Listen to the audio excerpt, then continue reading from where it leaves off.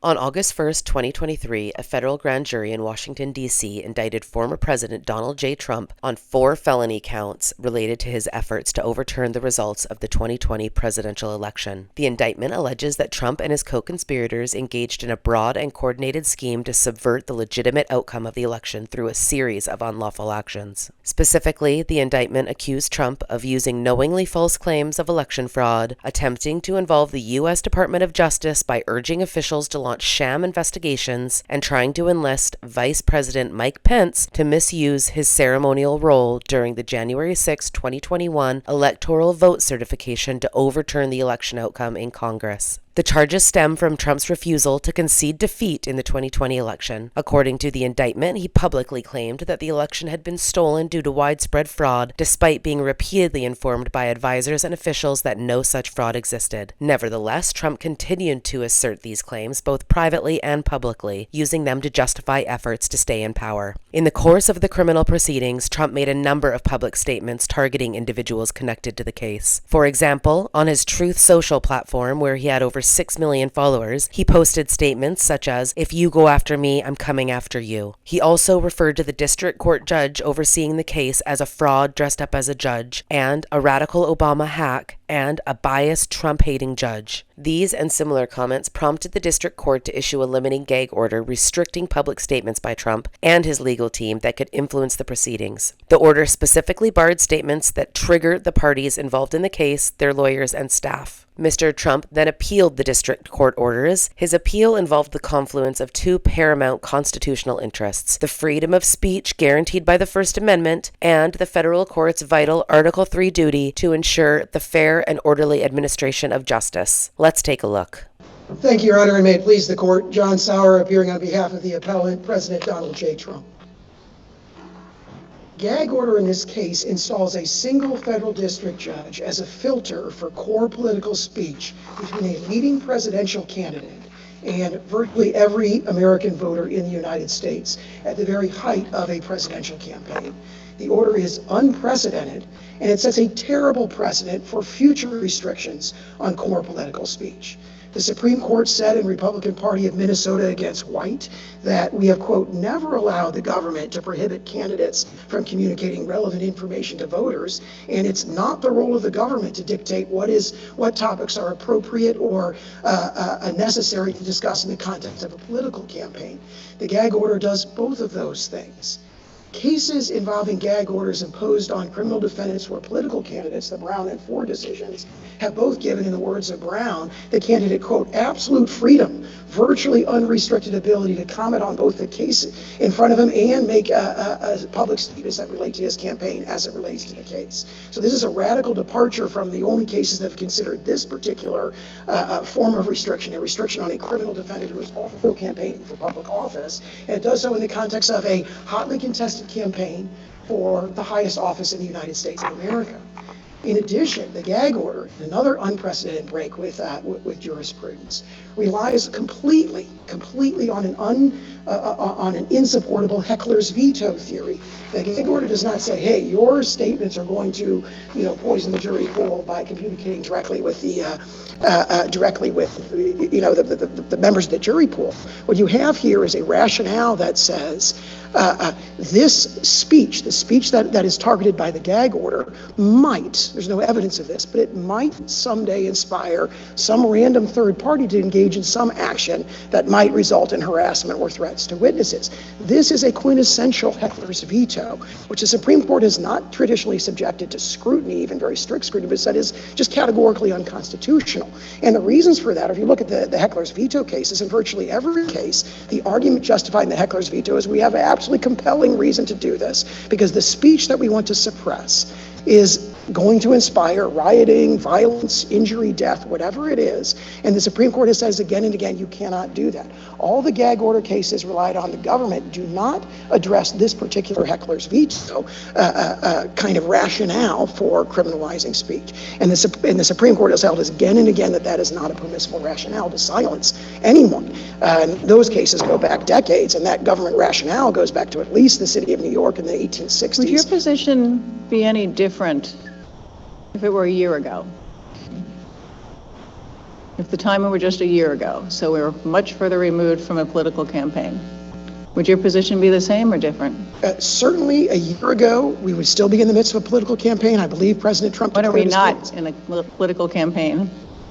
Right. Okay. I don't mean to fight the hypothetical, but if you're saying that it was made at a year ago, if it was a year ago, right. If it was last November, at a time when he was not a presidential candidate, all the other rationales, but certainly still engaged in political speech.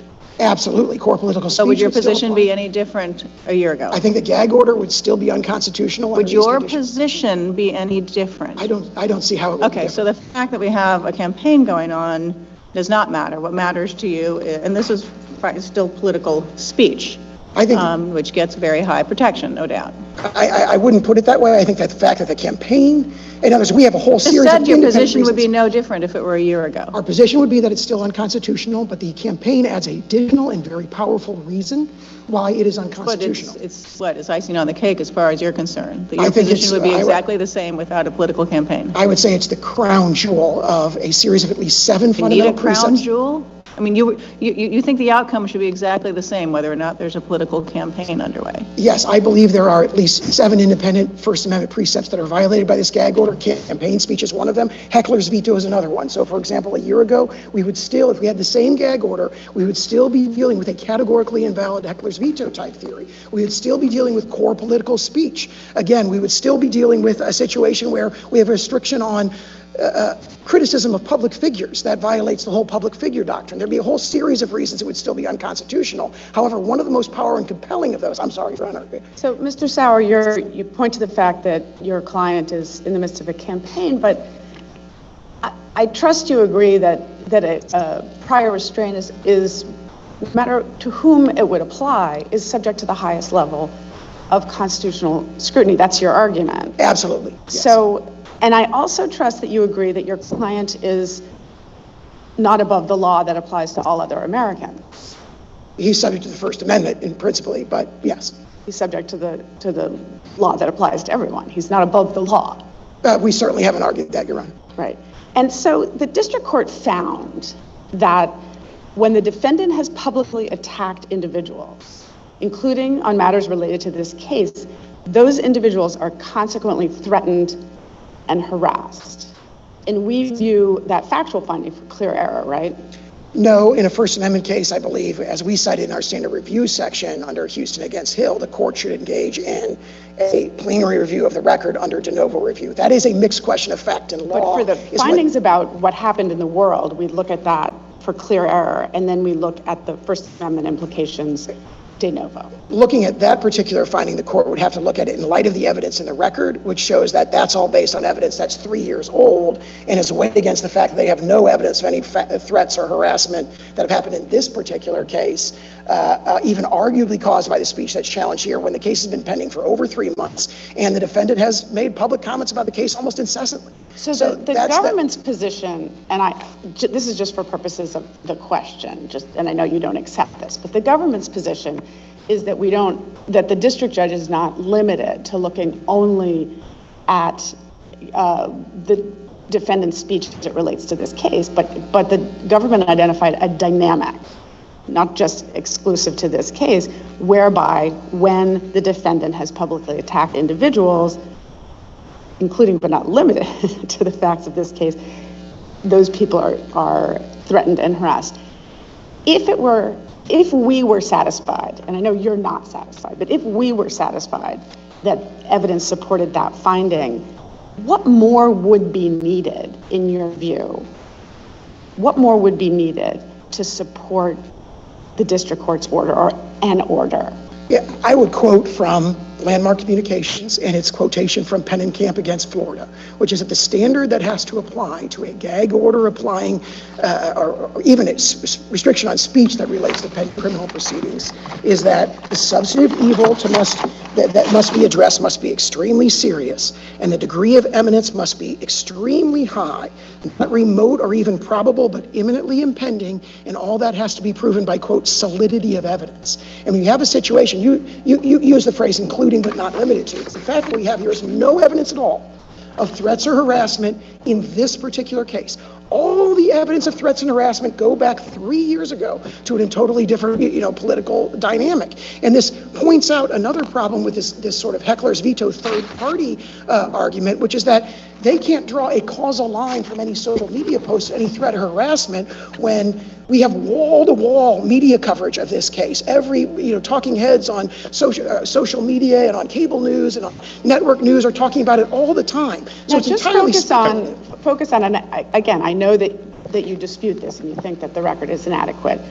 Were the record indisputably adequate to support a finding of a dynamic that when people are named, and as you point out, this is a defendant who has millions of social media followers. So when people are named on that social media, people are threatened and harassed. And also assume, for purposes of my question, that the threats don't rise to the level of a true threat that would be unprotected by the First Amendment. But we're talking about, in this case, I think we're trying to protect against threats that wouldn't be excluded from First Amendment protection. In that situation, non-public figures who are witnesses, non-public figures who are going to be witnesses, what about the interest of the court in a fair and impartial trial is insufficient to protect those witnesses from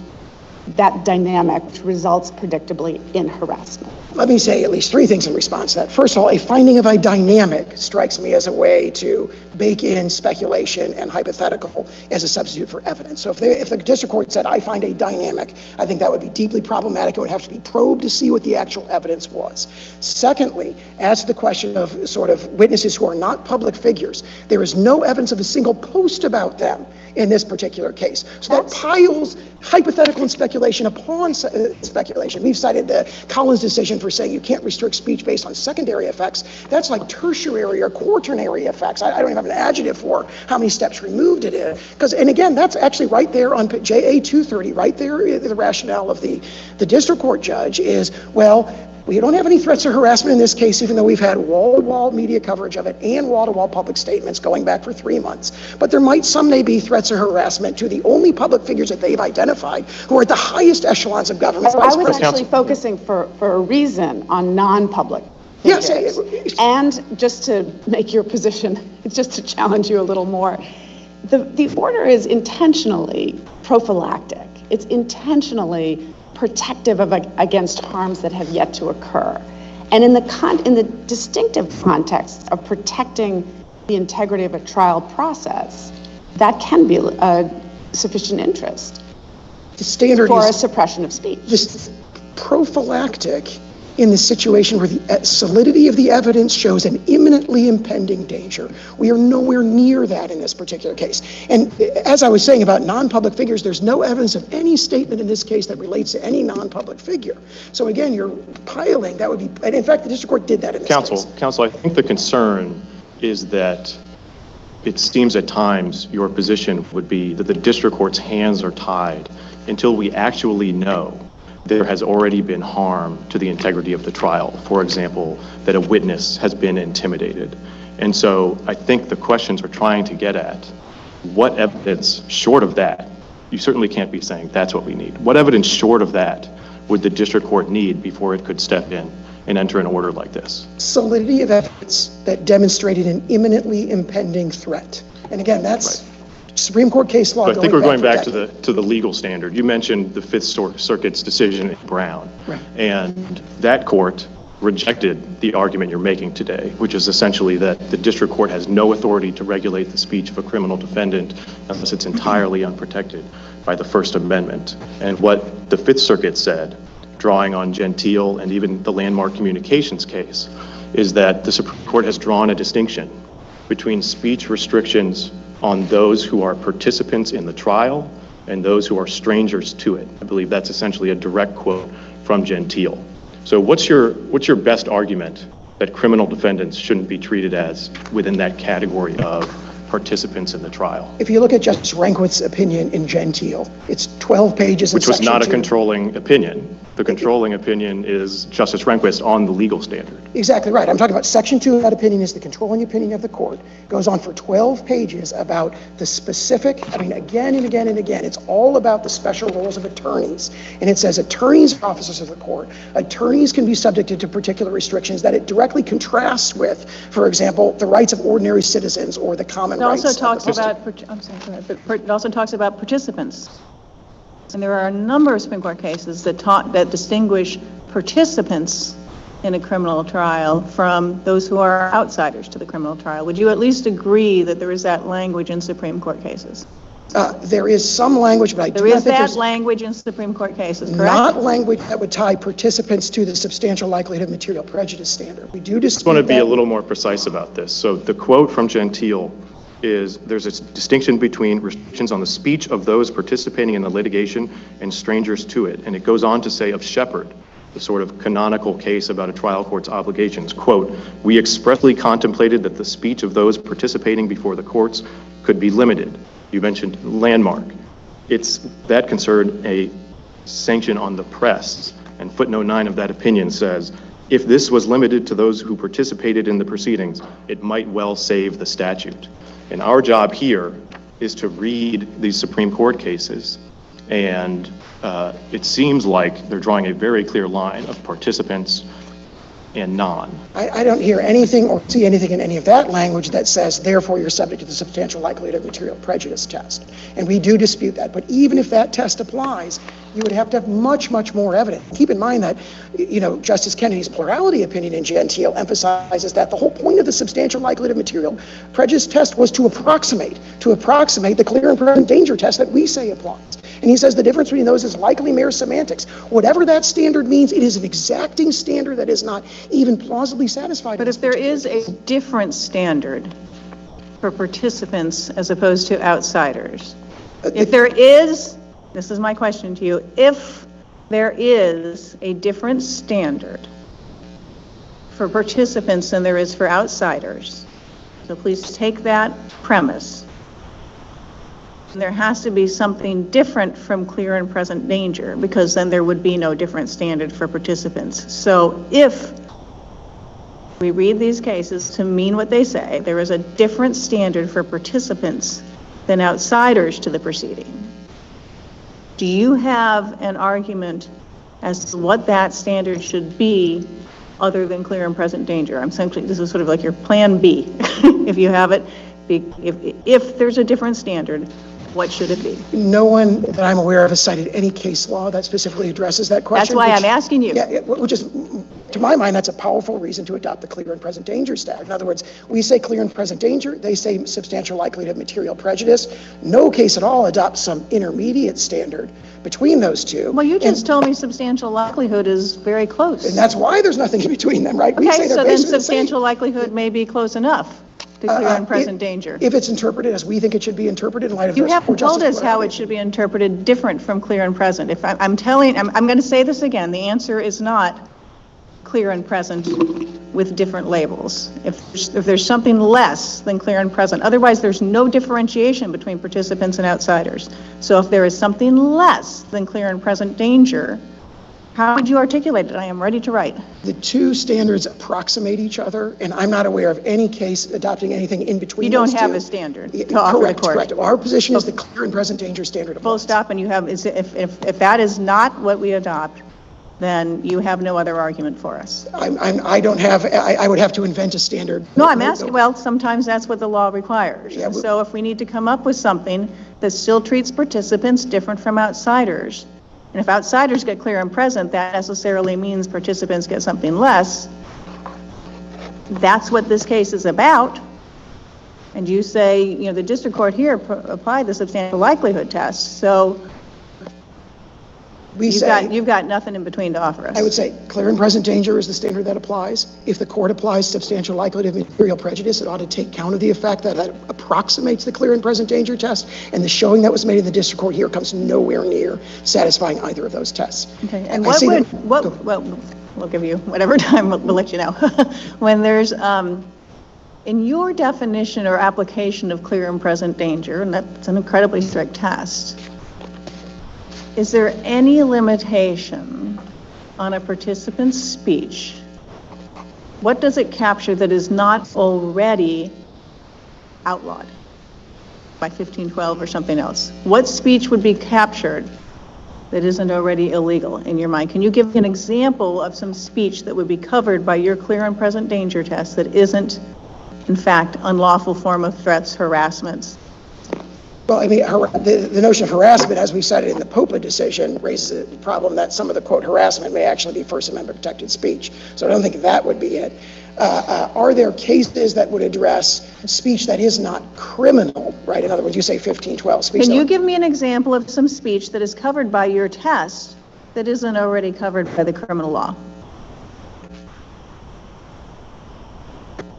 I can't think of a hypothetical as I stand here. So really, your point then is that there can be no limitation on speech because his release conditions already forbid him to violate the law. The conditions of release forbid him to violate the law. That is correct. And you can't give me an example of speech that could be regulated that doesn't violate the law. I'm thinking of all the social media posts, for example, that are.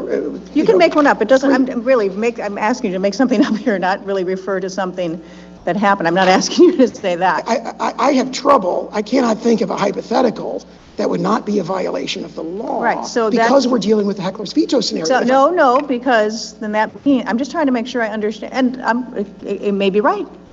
We're dealing with political speech here, but your position is that at least when a participant in trial is engaged in political speech, there can be no limitation imposed to protect the administration of justice in the criminal proceeding. No, that's other than the pre-existing prohibition against violating the law. No, that is okay. You just not couldn't give position. Me an example. I've been asked for a hypothetical with no evidence at all to show how there might be some daylight between those two standards. And I frankly am thinking of all the social media posts at issue in this case and whatever else, whatever daylight there may be between those. These don't satisfy. Well, this is a test that you've proposed, and so I'm trying to see if you have a conception of how it works that would allow a court to still protect the criminal proceeding beyond its prohibition on violating the law. And this is your test, and so it seems incumbent upon you to be able to explain to me what a court could do to protect the integrity of criminal proceedings that isn't already covered by a don't violate the law. Don't violate the criminal law. Under Nebraska Press Association, the heavy burden of demonstrating, quote. That's not, this is oral argument, and you're here challenging an order and asking us to adopt a legal test. I mean, what's been crystal clear from the Supreme Court is they've even said many times recently, clear and present danger isn't a mechanical formulation. It's meant to be a balancing test, a test that balances the interests in speech, which you have explained are very high, and the interests in protecting the integrity of the criminal process and the criminal proceeding, which is also a weighty constitutional interest. And so the reason I'm asking this question is to see if there's any balance, which is what the Supreme Court tells us to do, in the test that you propose. And so tell me how it balances if you can't give me anything other than a criminal law violation that would satisfy your test. The phrase I believe that the Fifth Circuit used in Brown, a case heavily relied on the government, is absolute freedom. In the context of a so there is no balance. Criminal speech, obviously, is subject to the restrictions. But core political speach, that is core political speech, that's part of campaign speech, that raises the heckler's veto problem. I think that kind of labeling it core political speech begs the question of whether it is in fact political speech, or whether it is political speech aimed at derailing or corrupting the criminal justice process. You can't simply label it that and conclude your balancing test that way. We have to balance. Well, I think in the balance, the court should consider the fact that the issues at stake in the appeal are just absolutely inextricably, and in the gag order itself, not just the appeal, inextricably entwined with the issues that are being publicly debated in the context of the Counsel, you mentioned campaign. Brown a few times and the fact that that order was lifted in the run-up to the election. What actually happened in that case is that the district court, at the outset, without any evidence, the only evidence was that there was general press attention to the case, and it sua sponte entered a very broad gag order. It then lifted that in the run-up to the election.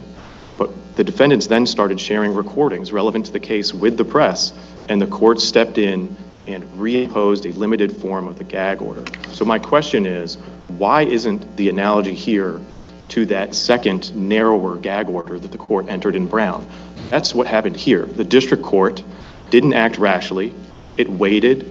Back in August, it gave clear warnings to the parties not to make the type of statements that were at issue.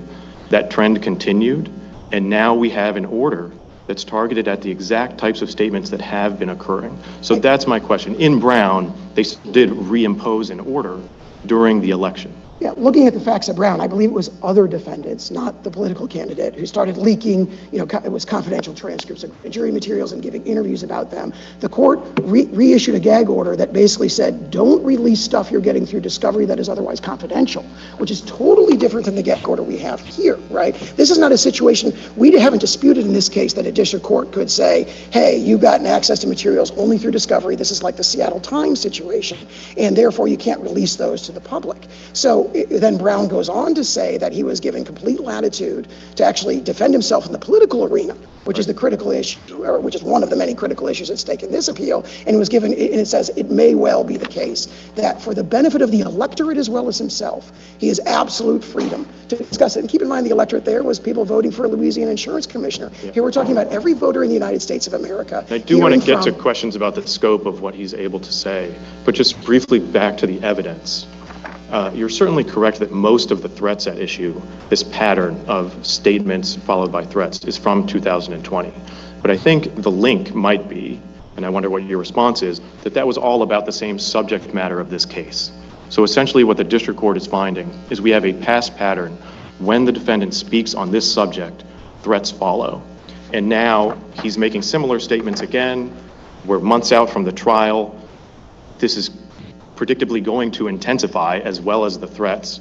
And so why isn't the district court justified in taking a proactive measure, not waiting for more and more threats to actually occur and stepping in to protect the integrity of the trial? There's an evidentiary burden here. The evidence, actually, it isn't just that there's no evidence now, it's that the evidence we have now completely counteracts that inference, because it is undisputed that President Trump has been posting about this case almost incessantly since the day it was filed, and they haven't come forward with a single threat that's even arguably inspired by any of his social media posts. The only threat they talk about in their brief is from the Schrei decision, from the Schrei case from the Southern District of Texas. I strongly invite the court. Well, counsel, and a death threat to the district court judge in this case. Right, Abigail Jo Schrei. That is the August 5th telephone call. If you poll, it's Southern District of Texas. The day after he said, if you come after me, I'm coming after you, that threat issued. I strongly encourage the court to pull both the probable cause statement and the detention order from that case, where there's evidence that that particular threatener,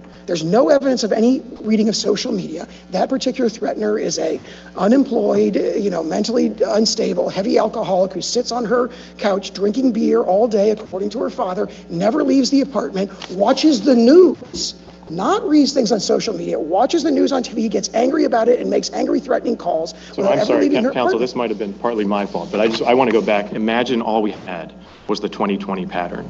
That evidence is very specific. It's about when the president speaks on this issue, events around January 6th, and that there are very specific threats that people receive. And again, that was a time where, as you're saying, the atmosphere was very tense. As this trial approaches, the atmosphere is going to be increasingly tense.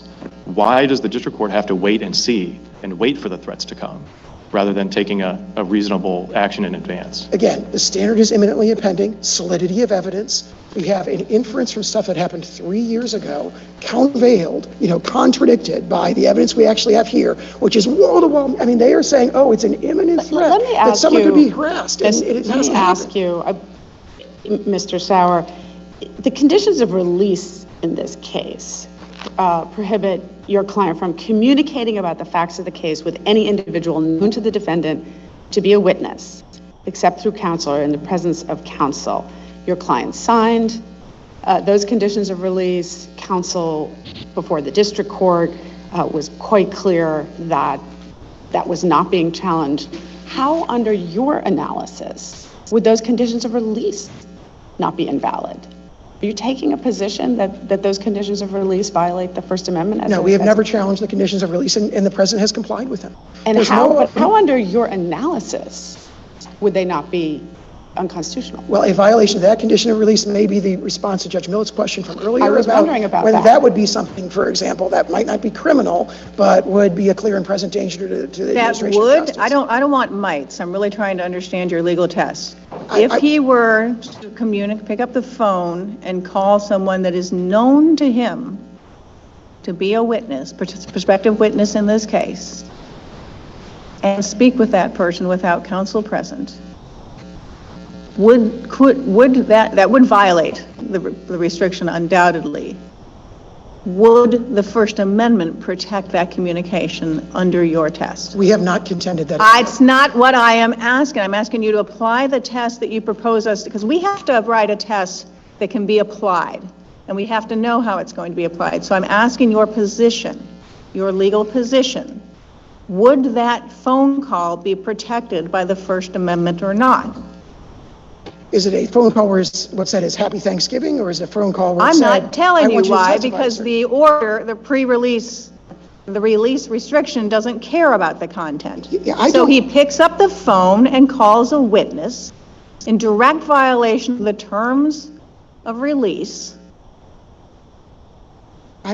We do not contend that would be I'm not protected by the First contending. Amendment. Okay, It would so not that would be not protected violate by- the First Amendment. That is allowed under the First Amendment. Yes, that's completely consistent with the positions we've taken in this case. And now if the next hypothetical is he gets on the phone and he says, X, Ms. X, you've always been someone, courage, backbone, a loyalist, a patriot, and you know, loyalists and patriots don't talk to prosecutors in my case, and hangs up. Okay, if he said that. I think that would be a clear violation of the terms of release. Okay. Also What if unprotected he by the First instead Amendment. gets on a stage somewhere or on social media and says that exact same thing? Ms. X, a public figure, is being bothered by the prosecutor. But people who are loyal, honest patriots don't talk to the government. He hasn't said that, and it is a Please mischaracterization. answer the question. I'm not suggesting he has said that. This is to be clear for the record, this is a hypothetical question. Does punishing that conduct, because he's not speaking directly to the witness, he's doing this on social media or at a town hall or a news interview. He says that. Does it violate the First Amendment to say that's prohibited? If he's communicating with the American electorate about matters I've of told utmost you consequence, the facts. Okay, so your answer is no. I'd have to know more about the context of the Oh, statement. I've given you all the context you need to know. If he Well- does it over the phone to the prospective witness, you've said First Amendment prohibits it. If he says it with a megaphone, knowing that witness is in the audience, Then you're very likely in the same scenario. okay? But again, And if he I- does again, it on social media, knowing that person's a social media follower of his, Again, I think you're getting further afield and more into core political But speech. doesn't at that stage. have to be your answer? I mean, Which? Legion are the cases that you have to agree, as you did with Judge Millett. Legion are the cases that say there's no right of a criminal defendant to try his case in the media. That's what the court is for. And of course, what's difficult about this case is that there is some substantive overlap between what the defendant wants to do in campaigning and what the prosecution here is doing in the case. But to the extent that there's an ability to distinguish between trying this case in the media and running for president, clearly he has no entitlement to do publicly what is well established he could not do one-on-one to that to that witness? I would say two things in response to that. One is that there's not mere some overlap, there's near complete overlap between the issues in the case and the issues in the political campaign. Secondly, the statements in the case law that says you can't try your case in the media are all about cases that involve influence on the jury pool. And we don't have that rationale in this case because the district court expressly rejected that. I appreciate that, but what about, you said that there's a complete overlap, but what about the portions of the order that cover the, let's say, the court's administrative staff? There would be no reason to campaign on any of that. That was drawn, there was no evidence presented on that issue at all. He's never made a statement about court staff here. So that was drawn your from the concern. New York situation that we briefed, where it was core political speech. And that illustrates the hazards here. There was no evidence on that particular case before the district judge. Apparently, it was relying on, sua sponte reviewing of media reports, when in fact, the statements about the principal law clerk in the pending New York civil trial were absolutely core political speech. So it definitely violated the First Amendment. I'm talking about in this case, though, where there's an effort prophylactically to protect court staff. And my premise is, or my question for you, is when you say there's complete overlap, it seems that that's an easy case where there actually isn't overlap, that individuals who are working for the judge assigned to this case would be no topic in a campaign other than an effort to undermine this case qua case. I mean, I think I would say a couple of things. I mean, we're talking hypothetically. The president has never made a statement relating to this case about any court staffer that I'm aware of. But the order, as you well know, and as you've challenged, the order applies to court staff. With no evidence to support it. I appreciate that aspect of it. I appreciate that aspect of it, that you've made a point about whether there's evidence or not. But I'm talking about the claimed overlap between political speech and the speech that's restricted by the order. And I'm positing that there actually is speech restricted by the order that would not be campaign speech but for this case. And surely you can see that. I think the New York decision shows exactly the opposite. We're not talking about those circumstances. If there were a staffer of the judge about whom it became clear that there was some political bias, nobody disputes that the defendant's team could and would file a motion with the judge to raise a concern about that and comment on how the judge ruled on that. But that's not where we are. We're in a situation of prophylaxis, and that's really what I'm asking you about. A prophylactic situation where nobody who works for the court, these are career people, nobody volunteered for this assignment, none of them have life tenure, they're just trying to do their jobs. Nothing about them would be campaign speech in the absence of a case. But what we see in New York is that if you enter that prophylaxis now based on... We're not in New York. If you enter that prophylaxis now based on zero evidence, no evidence at all, no evidence of the political bias might be as of the court staffers, and no evidence of any statement about any court staffers. And if it later turns out that there's an extremely biased court staffer, we have a huge First Amendment problem. We have a prior restraint based on no evidence, which is what this is. Let me ask you then in a different way. Let's say that kind of situation arose here and the order remains in place and is valid. So the defendant is in jeopardy of violating the order by tweeting about it. Nothing will prevent the legal team in that situation from filing an emergency motion with the court, coming up to the emergency panel of this court and saying, look, there's bias here. And presumably, once that's filed in the court, nothing would prevent the defendant from complaining about the way it's ruled on. That flips the First Amendment on its head. The burden is on them to justify. I'm just saying there is a protection there.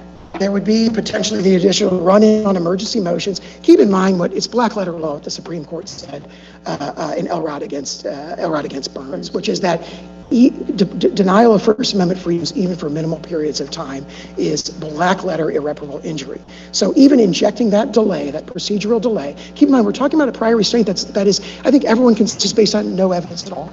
But in fact, if it were to become relevant, there could be compelling First Amendment interest in calling public attention to the alleged bias of the court staffer, which is what we see in New York, a gag order that is now stayed. There's no precedent that I'm aware of that requires evidence of tampering with witnesses before a prophylactic order can be put in place to protect tampering with witnesses. Am I wrong about that? I think the case law says you have to have an imminently impending threat to the administration of justice. About witnesses? Communicating with witnesses? Yeah, but that's the general standard for all those. Now, oh, you mean for the defendant to directly communicate with a witness? That, again, I think goes Or to saying publicly threatening things about witnesses.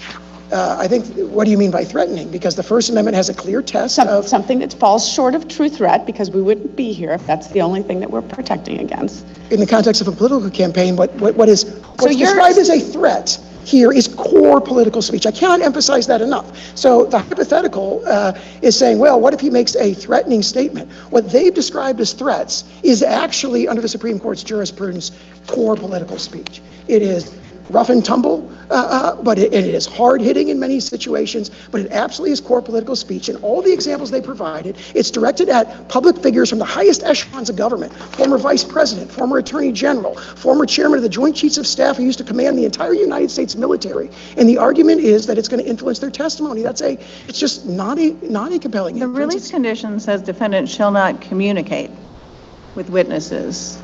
You keep talking about directly communicate. So is it your position that if he communicates through a social media post, hey, witness X, I know the prosecutor's bothering you, trying to get you to say bad things about me. Be a patriot. Don't act treasonously. Don't cooperate. We have no social... I am not. It is really, I'm sorry, but I really want an answer to your understanding of the release conditions. This is, for the record, a hypothetical question. It, to my knowledge, hasn't happened. Apparently, to your knowledge, hasn't happened. Not even saying it would happen. I want to understand how you, because you have said no First Amendment problem with the release condition. Okay? So I've asked you that question. Does that communication violate the release condition? A social media post that is a direct communication to a witness could well violate it. We would have to know more about the context. No, I've given you exactly the content of the communication. That does, I don't know what more you want. I've given you the text. And so that's what comes into court. Is that a violation? That very well might be. So when you say indirect communication, because you keep saying direct communications as opposed to, I assume, indirect. Well, what indirect communications with witnesses are allowed? If there's a hypothetical, for example, that was raised earlier, where he's at a town hall speaking to the entire American public, televised, and says something that's core political speech, to say, oh, that's a communication to the witness. If he says the exact same thing, hey, I know witness X is out there, and that says exactly what I said. What I would do is put that in the framework of the comments about Vice President Pence. No. So, don't put it in any other framework. Just tell me, does that violate the release conditions? I want it, before I answer that question, I would like to make the point that the context may result in a different answer to that question. As you've described it, that could well be a violation of the release conditions, but the context is absolutely critical. In many of these cases, look at the post about Vice President Pence. They say, oh, look, he's commenting on Vice President Pence's testimony. What actually happened there is on August 1st, the indictment is released with a statement about too honest. That's not my hypothetical. My hypothetical was quite clearly about cooperating with the prosecutor or not. I think the real world course of communication relating to Vice President Pence illustrates my response that we must know the context. What more context do you want from my hypothetical? Well, for example, look at Vice President Pence. No. Tell me what fact you need to know from my hypothetical. What if that is... Hey, witness X, I know you're listening. And then talks about prosecutors been bothering you. Anyone who's faithful, loyal, won't work with this prosecutor who's out to get me. Doing so, lying, that would be like almost like treason.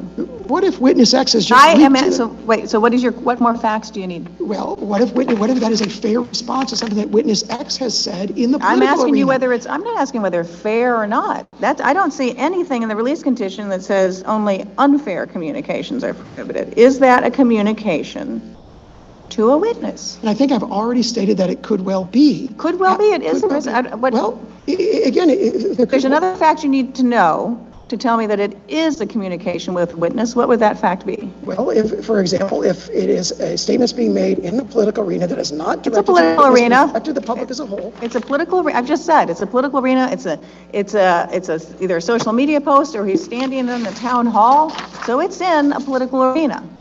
And I think my answer is, I just don't know how to answer it differently. It could well violate it. It seems like the way you've described it, that would be a violation. Of the. But with the caveat that there could be additional facts that would lead to a different conclusion. So just because I've been struggling to try to understand what your test captures, right? And so it's, in addition to criminal law violations, it captures his messaging to at least known prospective witnesses about cooperation.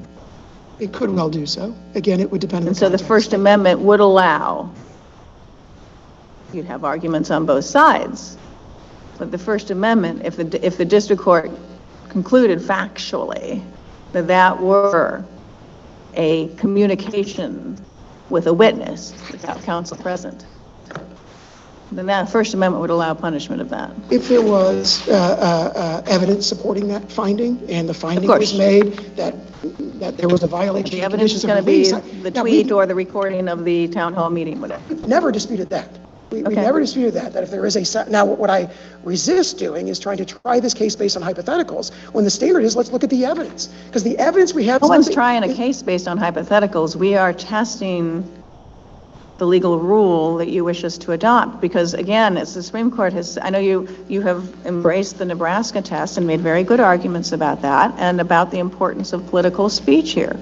You've made very, very important points about that, but the Supreme Court has said that's not a technical metric to be applied, clear and present danger. It bespeaks a balancing test. And so what I've been struggling with for this argument is to understand what in your test balances the legitimate, constitutionally important values of protecting the criminal trial process. And so it sounds like, at least if he's talking about prospective witnesses, there may be some room there between what would be illegal and what could constitutionally be proscribed through an order of the court. I think I agree with that, as you framed it, and I would say two further things. One is, I direct the court's attention to the heckler's veto cases. Heckler's veto rationales have uniformly been treated as basically categorically invalid.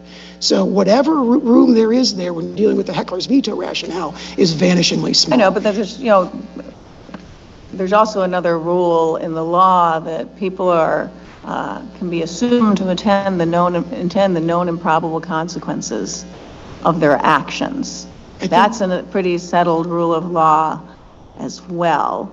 And a district court trying to protect the integrity and fair administration of the criminal process, could they consider that well-established rule? Not under heckler's veto theory. They're not doing it under a theory. What I'm saying is, could they, if hypothetically, this hasn't happened, this is a hypothetical, a statement were made by another criminal defendant who's running for some low-level office, and made a statement that ended up causing harm to that, inspired some third person to engage in harm, and it were shown, be a hard showing to make, that the speaker was aware that there were known and probable consequences of this violent action ensuing from his, you're already shaking your head now. My answer is going to be no. I think that would violate decades of Supreme Court's case law, heckler's veto. Because the notion that, you knew this was going to happen could be made in every single heckler's veto case. You knew when you gave the speech you knew when you marched through Illinois dressed in your crazy outfits. You're balancing, those cases didn't involve balancing against another constitutional interest in preserving the integrity of the criminal justice process. And so that's where my question is coming from. Yeah, those cases, but they didn't involve the balance. You've agreed, you agree we have to balance, right? The Supreme Court has said this is even your clear and present danger test is a balancing test. Do you agree with that? I don't view strict scrutiny as a balancing test. We've argued that it's either per se invalid or... The Supreme Court has said in straight up terms that clear and present danger is in fact not a technical rubric, but in fact is simply a balancing test. That's what the Supreme Court has said. So we're bound by it, whether you agree or not. But I assume you agree there's a balance here that doesn't exist in the normal First Amendment context. I don't dispute that there is a balancing to be done, but to me, the term balance suggests a kind of looseness in the legal standards that apply, and we disagree with that categorically. There's the strictest of standards. Strict scrutiny is a balancing test. I don't describe it as such, and maybe that's why there's miscommunication. Right, you're balancing competing. The Supreme Court has told us, whether you agree or not, but so I'm hoping you will agree, because the Supreme Court precedent is quite clear, that whether you formulate as clear and present danger or otherwise, the First Amendment area, we're in a balancing test here. And so we are balancing, and particularly in these cases involving criminal process and free speech. They've said time and again, it's a balancing test. And now that doesn't mean it's 50-50, right? Your position, of course, is that this isn't a 50-50 balancing. There's already a lot of weight on the First Amendment side. Right? So understood. I don't dispute the court's use of the phrase balancing at all, but with the caveat that we have argued that under the heckler's veto standard, it is per se invalid. All the cases they've relied on are not heckler's veto cases. And that is really what the Supreme Court says, because if you engage in any scrutiny at all in a heckler's veto context, you're going to end up being able to shut down every speaker who ever speaks, and that's... If we had a different, if we had different, first of all, we're not shutting down everyone who speaks. This is only no one's shutting down, and this is only affecting speech temporarily during a criminal trial process by someone who has been indicted as a felon. So that's a different category first. So no one here is threatening the First Amendment broadly. But secondly, if we had hypothetically a completely different criminal defendant who is running for, say, what's a statewide office? Pretty important.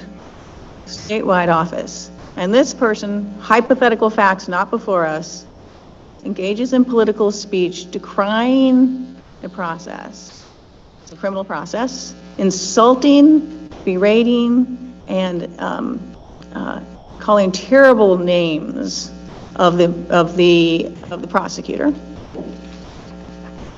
and the prosecutor's family, and starts posting the address where they live. And every time this campaigner does that, someone in his audience goes and tries to execute violence against the prosecutor or family members. That is not this case. But if that happened, if there were a repeated pattern of it happening,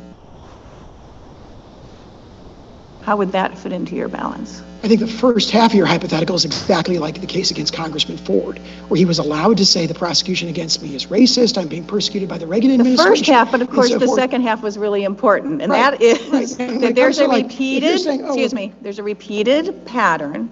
And so I'm not asking for a case citation here. You've done an excellent job in your briefing to give us really important, relevant cases. What I'm asking for is, in that hypothetical, if there's a repeated pattern in the balancing test, could the district court factor that repeated pattern of conduct by third parties responding to speech? Not if that pattern was 3 years old and the evidence. That's not my question. No. I mean, again, if it's immediate. In other words, if you have a criminal defendant who's posting street addresses, home addresses of, whoever it is, witnesses and trial participants, and there's a repeated pattern of acts of violence against them, I'd have to know more. I'm qualifying what I say with saying I'd have to know more about the facts of that case, but I could certainly see a situation where that would be justified. I'm not saying that it can never, ever be justified, with the exception that the heckler's veto rationale. Well, that is a heckler's veto. It's how third parties respond to the speech. It is definitely, I think, what you are calling a heckler's veto, but it is also, I'm combining that with either intent or at least knowledge or recklessness on the part of the political speaker as to the entirely foreseeable and repeated pattern of consequences from that speech. Yeah, I think my response to that is that the so-called, state of mind of the speaker is irrelevant in the heckler's veto context. Right. And we have no evidence of an improper state of mind here. We have an argument from the district judge. And I do keep returning to the facts of this case because the facts here don't come anywhere close to justifying this gag order.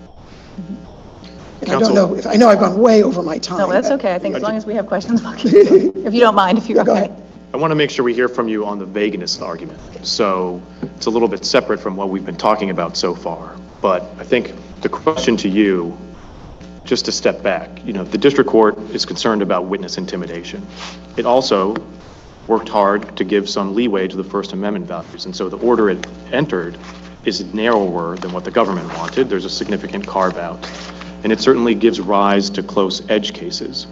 But I think the question to you is, with the two orders, with all the examples in the transcript, what is something that you're genuinely unsure whether Mr. Trump can say under this order? What's your sort of best concrete example of that? Half of the social media posts in the record. I mean, you go through them, you're like, is this general or is it targeting? I mean, from the perspective of a lawyer who has to counsel clients, you're steering, because it's so vague, you're steering straight towards the shoals of chilling more speech than is intended to be covered. So I appreciate that general point. The district court took a lot of care in an extensive hearing to go through a lot of examples and references those in the order denying the stay. So what I would love to hear is if there's one, particular example of those posts that you don't think has been resolved. Yeah, I think there's, for example, there's one social media post in the record that doesn't mention the special counsel by name, but refers to the Department of Injustice being run by crooked Joe Biden, who are, railroading me. I don't remember the exact words of it, but railroading me for political reasons. Is that targeting the special counsel, or is that a general Seems to me that's exactly what the district court was saying was allowed. Statements about the Department of Justice and President Biden. That's sort of the literal words of the carve-out. So I would think, and maybe that's a question for the government, but I'm pretty sure that's common ground that that's allowed. I think that I would refer the court to the actual social media post. When I read that, I'm like, what would I tell a client? Can you do this or can't you do this? That's the chilling effect. And I would emphasize to the court the standard in Gentile. Gentile, the governing opinion on the vagueness issue is Section 3 of Justice Kennedy's opinion. That's the opinion of the court. What does it hold? It holds that the State Bar of Nevada had a rule that says you can make a general denial of your client's guilt, but you cannot elaborate. And Justice Kennedy says this is unconstitutionally vague. Its contours are unclear, and a lawyer cannot know when you go from the safe harbor of the general to the forbidden sea of the elaborated. And here we have Counsel, I appreciate that. It's exactly on point. I appreciate that argument. I think one big distinction is that in Gentile, it was a generally applicable rule. Here, we have an order that's informed by the transcript and all of the examples that were given. And it does seem like the core of what's allowed and what's not is fairly clear. So just for example, I think this is page 201 of the appendix. Your co-counsel says that Mr. Trump should be able to say a joint chief of staff should not engage in that kind of conduct, referring to Milley.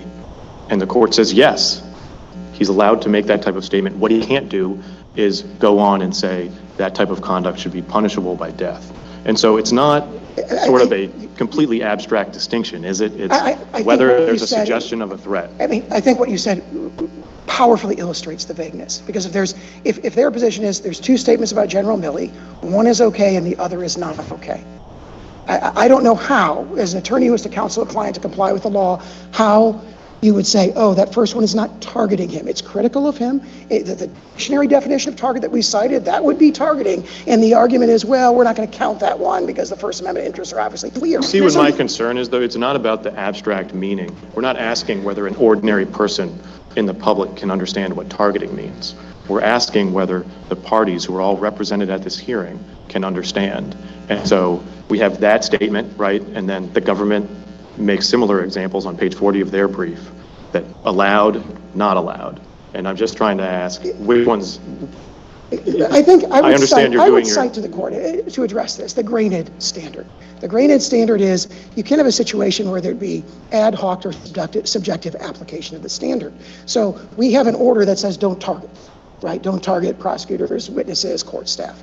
And then the prosecution comes in and says, actually, it'd be okay to make a public statement criticizing someone who's a potential witness, they contend. And that wouldn't be targeting. At that point, from the defense perspective, it's like, what does target mean? We have an answer to that. Go ahead. I appreciate that, that concern about targeting. So is it clearer or less clear if the order were to say that what's prohibited is comment on any reasonably foreseeable witness because of the witness's potential participation in the trial? And let me just give you a little bit of context of my thinking on that, which is there are a lot of people who are out in the public and with whom the defendant has a history, and he has reason apart from the trial that he might want to comment on them. There is also a whole category of witnesses with whom there is no, who are not public figures, and where the reason that he might be tempted to comment on them in the campaign is because they're potential witnesses. And that's really at the core of the interest in an impartial trial. So does that add clarity to say that you can only make comments on potential witnesses, but not because of their potential role as witnesses? I think sort of a standard, I think because of would sort of wrap into that standard subjective motivation of the speaker, and I think that would be, an equally bad, it's a different vagueness problem, but it's equally bad. Using the word comment instead of target, that might be clearer. I'd have to look that up in the dictionary to have a clear answer, which is what we did here for target. What's doing the work of targeting is the because of, which I think is narrower than targeting, because it's both targeting and then linking it to the interest, which is the trial and protecting the trial. And it also, I think, organically distinguishes between the public figures there would be more reasons that they would be fair game, and the non-public figures who also at the same time might be more vulnerable. If there were an order that used because of, then I think that would be naturally interpreted to turn the violation on the subjective motivation and making the post. I think that would be I'm not so all sure. kinds of grain-head problems. I'm not so sure, although I think if I were in your position, I would embrace an intent standard, but I don't see this as an intent standard. I see this as as more of a nexus, and it would have to be assessed. Again, I think that would trade one vagueness problem for another. And be worse or less unclear? Well, I don't know. I think they both seem fatal, so I think it's equally bad. Equally bad, okay. If the day after the indictment, the defendant sent out on social media, quote, "If you go after me, I'm coming after you." Can you say that's protected speech? Absolutely. If he had said that right outside the courthouse, to a phalanx of cameras, so he's speaking to the public, same answer? I think so. If he posts it with a picture of the district court judge in the corner? Again, we'd be getting into, I'd have to know the context of that. I've given you the context. It's the same identical social media post, but adds a picture of the district court judge in the corner. I'd have to look at case law. That would be more problematic for sure. Why? Well, I think because then in the context of the state, at least the context that you've added in a hypothetical that again is not present in the courthouse here, there would be a situation where an argument would be made that that's some kind of threat to the district judge, which if it rose to the level of true threats, and I haven't read the case law, I cannot make a legal determination as I stand at the podium, but if it rose to that level, that would definitely not be protected by the First Amendment. Yet a similar threat in one of the cases they cite the Manafort decision. Same words. There are words that can be said that adding a picture will take them outside the First Amendment. And again, I don't concede that would, but I'm saying it's getting closer. For example, in the Manafort decision, there was a posting of a picture of the district judge with crosshairs, I think, next to the district judge's head. There, you're outside the First Amendment almost certainly. You don't have to wait. That would be almost certainly? I mean, again, I haven't read the true threats case law, but I bet that statements like that would qualify as true threats. So this really gets back to the one thing that I'm finding really elusive in your presentation.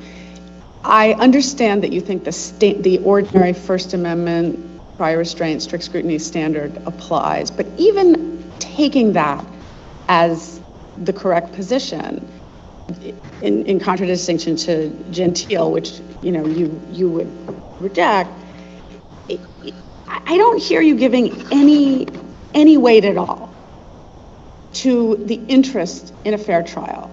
And am I right that you don't? That simply because the defendant is a presidential candidate and he wants to speak on anything he wants to speak, and he basically indiscriminately wants to post on social media, that there can be no restraint of his speech, because any restraint, no matter how tight a nexus to protecting a fair trial, is overcome by his campaign interests. I emphasize two things in response to that question. One is that the speech at issue and the criminal trial are deeply intertwined. And the other is the statement in the Brown decision that talks about absolute freedom, at least while the campaign is pending. So your answer is there is no work that the interest in a fair trial can permissibly do at the very least in this situation that could meet the speech standard that you would apply. I wouldn't put it that way. I would say the showing would have to be extraordinarily compelling at the very least. And again, I would quote the language in Landmark and Pennington that talks about. And as I hear your answer, sorry to interrupt, but we've been going for quite a while. As I hear your answer, the compelling showing would have to show the harm had already occurred and that it was likely to repeat. You're not able to accept the notion that there could be a prophylactic, a showing based on some amount of prediction. I disagree with that, because I think the standard that we cited in Landmark says imminently impending based on solidity of evidence. So that does say there could be a restriction that's entered before there was but there would have to be this compelling evidentiary I think showing. the Supreme Court in Nebraska applied an imminently impending test when it analyzed the district court's concerns about, that was pretrial publicity. I sure don't read it as doing that. I believe Nebraska evidence, one thing that it emphasized, for example, is the need for evidence in the record to support the restrictions, which was absent in that case. No. It's absent here as well. I don't see assessing the, quote, probable publicity, right? And he was justified in including that there would be publicity based in part on common human experience that publicity might impair the defendant's right to a fair trial. I'm reading from 562 and 563 of the opinion here. A clear and present danger that pretrial publicity could impinge on the right to a fair trial. Of course, his conclusion as to impact of such a publicity on prospective jurors was of necessity speculative, dealing as he was with factors unknown and unknowable. That does not sound at all to me like I mean, you've wrapped yourself around Nebraska versus Stewart. So I just want to make sure that that language from the Supreme Court, which of course is controlling on us, is what you're talking about as the predicate for the district court's showing of a need to impose some sort of restriction. Yeah, I believe that decision goes on to say. Oh, no, it validates the terms of that specific restriction, but this is prong one. Do we need to do something? The court breaks it up into separate little things, right? Then goes on to say there were other aspects of that very, very broad order that were a problem. But the need to do something, and the district court's entitlement to do something that is going to affect speech, can be based on the Nebraska showing. That's your position, because you've embraced that case, correct? I don't believe that opinion means that you can just speculate that you need a showing on part one. I've told you what it says. I'm not asking, you can read the whole paragraph. I'm sure you've read it many times because you rely on this case extensively. Do you agree, or are you asking us to disagree with what the Supreme Court said was a sufficient predicate for some action? Not the order in that case, but for some prophylactic action by the district court to protect the criminal process. I believe the court should follow Nebraska. I agree that court should including follow, that part. But I disagree with the way that paragraph has been interpreted. Mr. Sauer, can I ask you if the district court entered an order restricting a criminal defendant from making comments about individual jurors, and the defendant were a candidate for public office, would that order violate the First Amendment? It would depend on the context, but I do concede there'd be facts that could justify an order like that. It would depend on the context? I think so, yes. There's a situation in which, let's say the district judge prophylactically has a very powerful and vocal defendant in the case, and jurors are, it's their civic duty to participate, and as a more open measure than having a sequestered jury, the district judge wants to protect the jurors and says no public comments about any of the individual juries. You think it would depend on the context whether that order was consistent with the First Amendment? I'd say two things. We don't dispute that there could be an impaneling of an anonymous jury here, which I think is the hypothetical. Well, no, I was saying in fact, we a offer that as non-anonymous an alternative jury restriction. and a protection of the jurors. I think it's saying, hey, the jurors are anonymous, don't post anything. No, I'm saying a non-anonymous jury.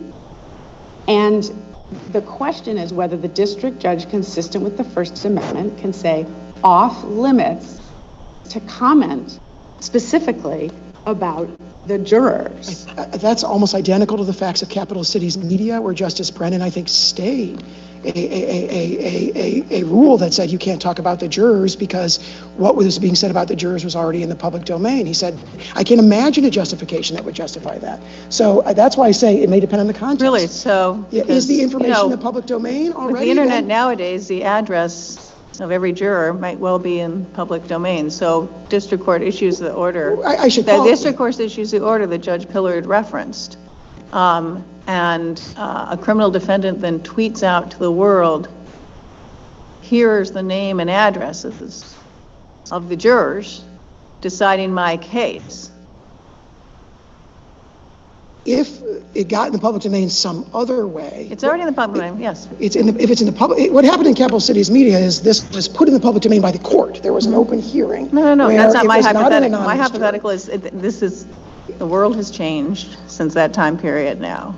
And the amount of information about any individual, including their address, it's pretty easy to find. So if the defendant said, well, I can't tell the name of the jurors because I've been told not to, but here's the addresses of the unnamed jurors, which is very easy. That's already out there in public domain, right? You can just find that with Google. You can't, I think, let me put it this way. I don't dispute that the First Amendment would allow a gag order from promoting individual address information of jurors, with the caveat that, again, capital cities media would probably govern in that situation. If it was a situation where that would have already been publicized by the court, Justice Brennan said there's no possible justification for that. I mean, but what about now? I mean, in a situation where there isn't any publication of these individuals' relationship to this case. Right, that I think would be a huge problem, right? Yeah. That would not, in other words, as I understand the hypothetical, is that no one knows who the jurors are, or no one can link those names, John Smith and Susie Jones, to those addresses, but the defendant says, here's the addresses that go to the jurors. That's very different from capital cities media. I don't dispute that. But even if they were public, because they weren't sequestered, they're not yet public. Nobody's published that, nobody's put it out. But they just are, as Judge Millett was saying, if you have a little bit of information about a person, you can find out a lot. But can the judge say, fine, these people can live in public, but they can't be posted for millions of people by someone who it's not a heckler's veto, really. It's a cheerleading squad that is going to come out and amplify or act on, and perhaps overreact. I think the case would have to be assessed under capital cities. We would not. I mean, keep in mind that we contend that protecting the anonymity of jurors in this case is an alternative measure that should have been considered and wasn't. It's something that we've been essentially advocating for in our briefing in this case. So it's a situation where, First Amendment or not, I don't foresee any challenge to it, because we would view that as a less restrictive alternative than gagging the president's corporate. I'm not trying to manage this case, which the district judge, we all know, is very able to do. I'm asking about the hypothetical is to probe the nature of your position, and it is revealing of, the fortitude that you accord to the First Amendment and the really lack of any role for orders protecting the judicial process. And that's what I'm hearing, and so it was instructive to me to hear your answer to that. In any event, for all the reasons we've said in our briefs, we ask the court to reverse the gag order. Can I ask you one more? Sure, yes, Your Honor. I'm sorry, we'll let you rest. I apologize that it's been long, but it's been a helpful discussion. Thank you.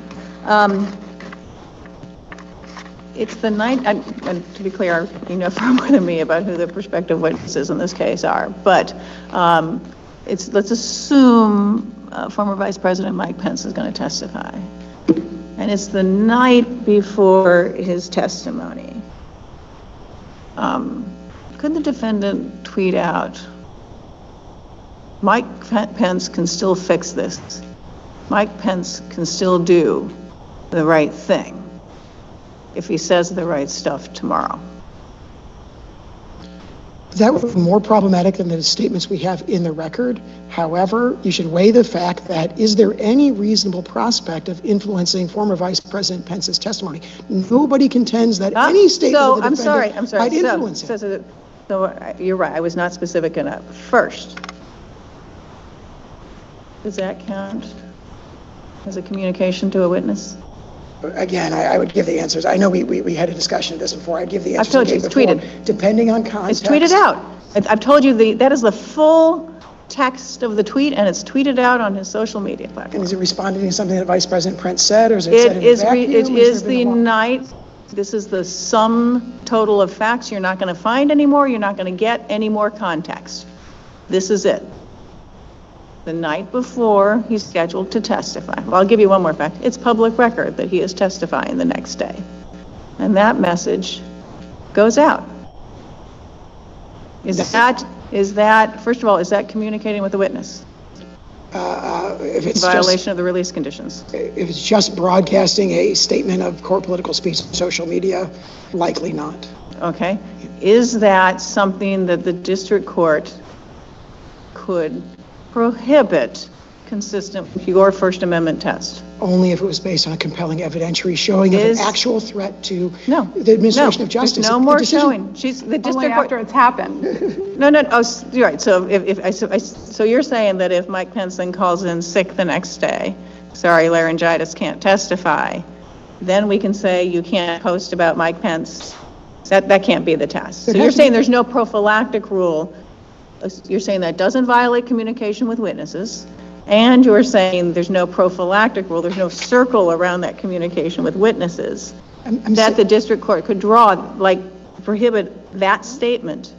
I'm saying that the First Amendment. That prophylaxis would have to be based on a compelling evidentiary showing of likelihood to influence the district testimony. The district court says, I conclude that communication was, one, attempted communication with a witness, and in fact, likely in a completed communication with a witness, and two, was designed to and could affect a reasonable person's testimony before the court. So now you've got those two fact findings. Those fact findings would have to be based on evidence. If those fact findings were made, made, you're just not going to let the district court say you yes. can't in advance, the night before trial, encourage somebody's the content of their testimony. Your test doesn't even allow for that. If there's no reasonable prospect that your test doesn't allow for that. If there is no reasonable prospect and no evidence that would actually influence anybody's testimony, not going to be. And again, it is not my test. Then there's no prophylaxis, because when you say I want evidence it was actually going to influence, what you want is it has to be criminal, otherwise the district court can't protect it. Because if there's actual influence, that's a crime, or actual evidence, that's a crime. So just to be clear, we're back, I think where we started is that... I think I would stand on my prior responses. Okay. Any other questions? Thank you for your generous time. Thank you, Your Honors. We'll hear from the government. We will give you some rebuttal time. Thank you, Your Honor. May it please the court, Cecil Van Deventer on behalf of the United States. The district court correctly found that the defendant's well-established practice of using his public platform to target perceived adversaries, including trial participants in this case, poses a significant and immediate risk to the fairness and integrity of these proceedings. The order that the district court crafted to address those risks should be affirmed for three principal reasons. First, the unique factual record before the district court. Second, the unusual narrowness of the resulting order. And third, the recent evidence demonstrating that the defendant is fully capable of understanding and complying with the order while it's in effect. So I just want to follow up. You just said significant and immediate risk. So you're not embracing the Gentile test? No, Your Honor. To be clear, the Gentile test is the constitutional test that applies. Significant and immediate risk is the language that the district court found. So it sort of assumed that Those are kind of different words. Pardon? Within the law, those are substantial likelihood of material prejudice and significant and immediate risk, I think, are two different legal tests. I completely agree, Your Honor, and the Gentile test of substantial likelihood of material prejudice is the correct legal test, but because the district court incorporated the higher test of the defendant proffered, that is the significant and immediate risk test, I think that does inform the scope of the order and informs the findings that the district court made, but to be clear, the Gentile test is the one that applies. Mr. Van Deventer, where is the finding that you're relying on? It's on page 2 of the order, Your Honor.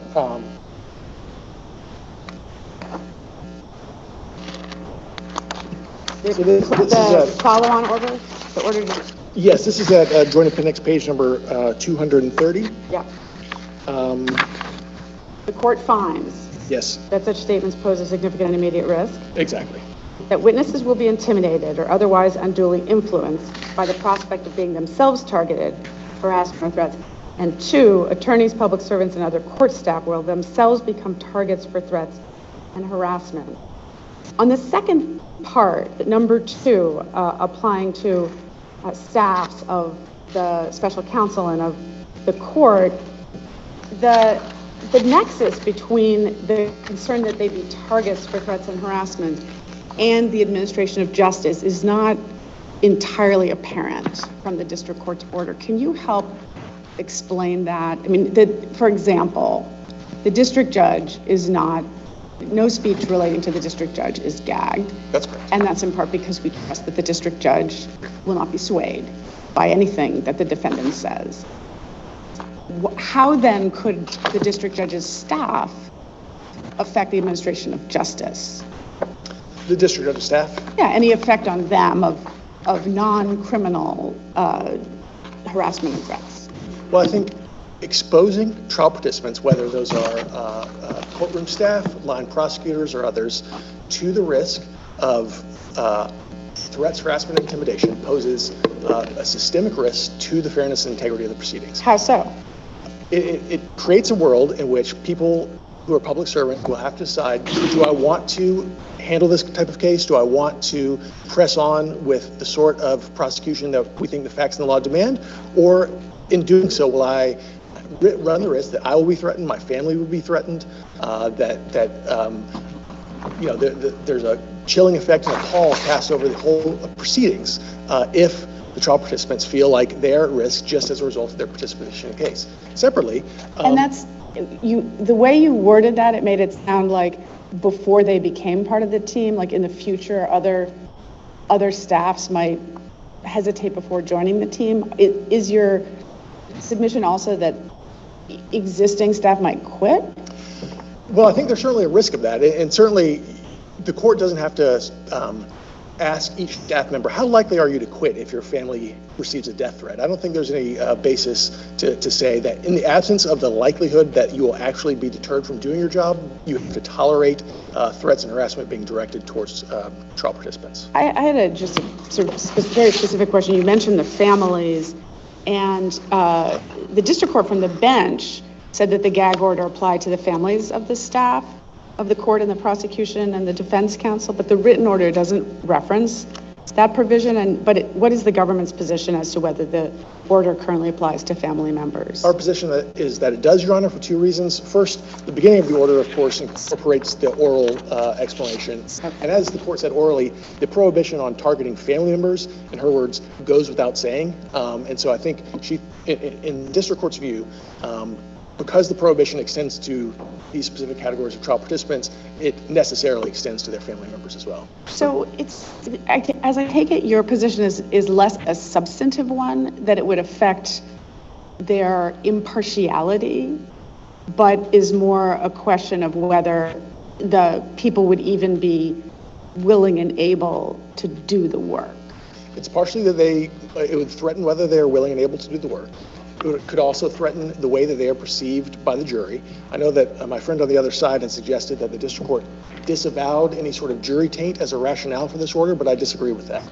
What the district court did disavow was the request by the government to include within the scope of the order post-targeting the jury pool in the District of Columbia, said that can be dealt with through voir dire. I'm not going to prohibit those statements, but I think the district court very much incorporated the idea of trying the case in the media, polluting the jury pool, prejudicing the jury.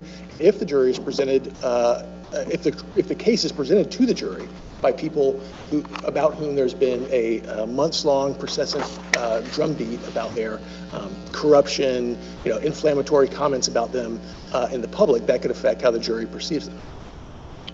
Counsel, I think... Are there findings about that in the record? Well, the court clearly was focused very much not only on threats to trial participants, but the way that this would affect the due administration of justice, the fairness of the trial, and so that I think incorporates concerns about how the trial will be presented to the jury. Absolutely. So the two mechanisms you've identified, one is that individuals would be de-energized and or deterred from even being on the team, right? And the other is their impartiality might be tainted in the eyes of the jury?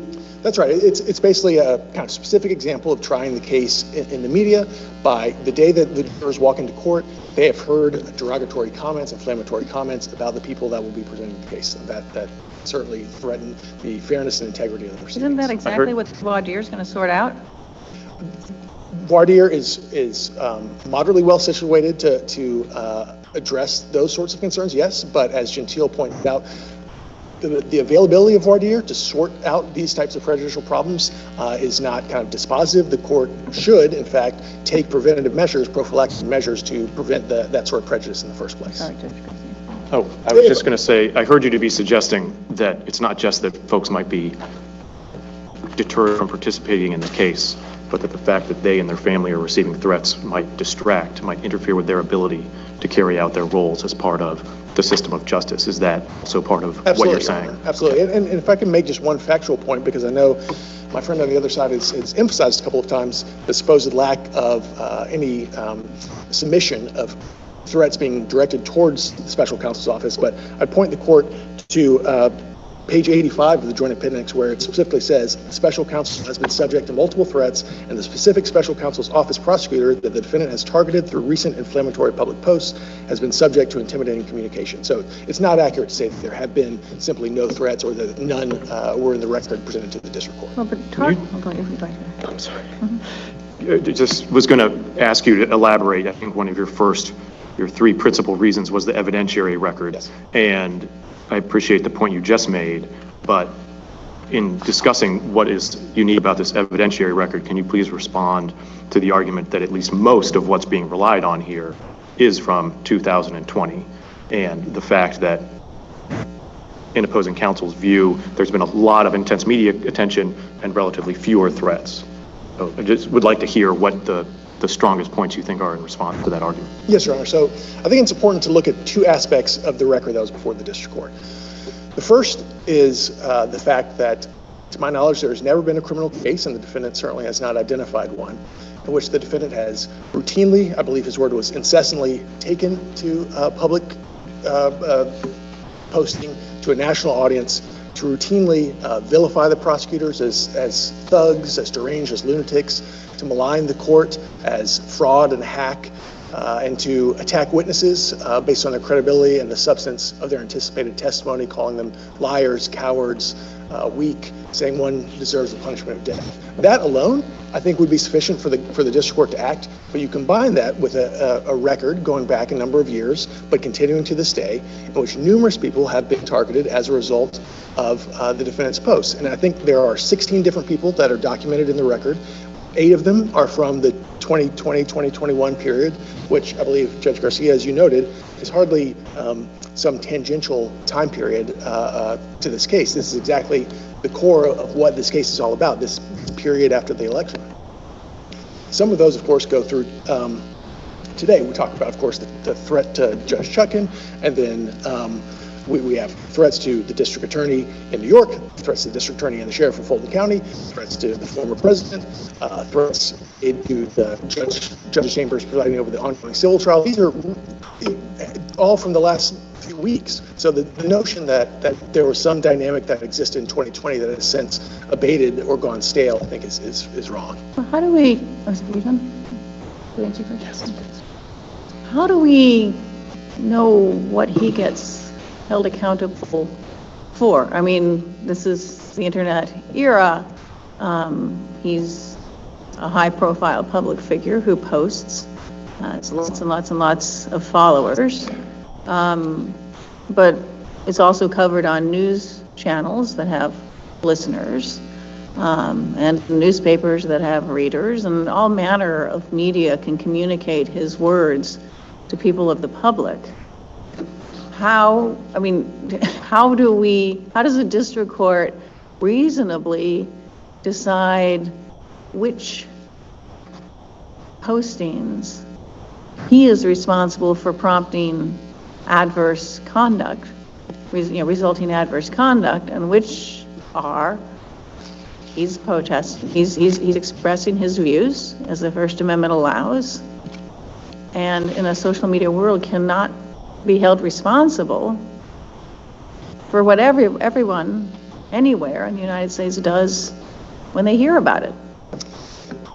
Two answers to that, Your Honor. I think first is the sheer number of occurrences. So certainly if there had been one time when he posted something derogatory about a person, and then at some point thereafter that person was a recipient of a threat, I don't think we would be here. The sheer number combined with the testimony of the people who experienced it on the receiving end, who said what changed when the defendant tweeted about me was I started getting much more graphic, much more specific, much more pervasive threats. When, as one of the witnesses, a poll worker in Georgia testified to Congress. Do you have any of that with respect to his statements about this criminal trial? No, none of the people who have been directly threatened as a result of this criminal trial have testified about that exact phenomenon, although again, I think the context around the threat to the district court is worth emphasizing. So the indictment came down on August 1st. The arraignment was on August 3rd. Before traveling to the arraignment, he issued a public statement saying, unfair venue, unfair judge. The next day, he posted, if you go after me, I'm coming after you. And the day after that, the district court received the death threat. So yes, it's a matter of inference, circumstantial evidence, of course, but the district court made those findings. And to Judge Pillard's point earlier, those are findings of historical fact that should be reviewed for clear error. And because I know you referred us to the district court on JA 85. Special counsel has been subject to multiple threats. That's one thing. But the special counsel's office has been targeted through inflammatory public posts. I guess intimidating communications and then inflammatory public posts. But doesn't the First Amendment protect? And this is, to be clear, these comments have come in the course of a presidential campaign, or I guess at this point a party nomination campaign. Inflammatory language? So, Your Honor, our position... Surely there has, I asked them about balance for the protecting the criminal process, but I guess I'm asking your position, which doesn't seem to give much balance at all to the First Amendment's vigorous protection of political speech, and the notion that high-profile public figures or governmental officials who've taken on enormous responsibility like prosecutors can't stand up to some inflammatory language seems to me to contradict Supreme Court precedent, and seems to me sort of a very troubling lack of balance on the free speech side on the part of the prosecution in this case. Our position, Your Honor, is not that these statements in a vacuum are unprotected. It's that Gentile presupposes that the restricted language is protected. As Justice Kennedy said there, that was classic political speech directed towards the government. Nevertheless, it can be proscribed if there's a substantial likelihood of material prejudice to the proceedings. And how do inflammatory posts about the special prosecutor create a substantial threat of material prejudice to the proceeding? So that's when I think we tie it back to the record, which is that there is a pattern, there's a dynamic. It's very clear that when the defendant engaged in repeated inflammatory personal attacks on someone, there's a causal link between that person then receiving harassment, threats, and intimidation. And as I was... Well, if there's actual threats, then that's a crime, and that can be dealt with. Yes, but also... If it's short of that, if it's, I mean, again, we had, the Fifth and Sixth Circuit cases, and if you've got someone who says that prosecutor's out to get me, that I think there's allegations the prosecutor's racist in one of the cases, this is all a political vendetta. Are those things allowed? They're pretty inflammatory. Well, calling someone a racist is pretty inflammatory. Yes, Your Honor. The district court tried to craft a very narrow order that allows him ample room to criticize the prosecution as political. How does it do that if you say you can't target the special counsel? Well, the district court, I think, draws a very clear distinction between attacking institutions and processes on the one hand and attacking individual trial participants on the other. So saying that the prosecution is politically motivated.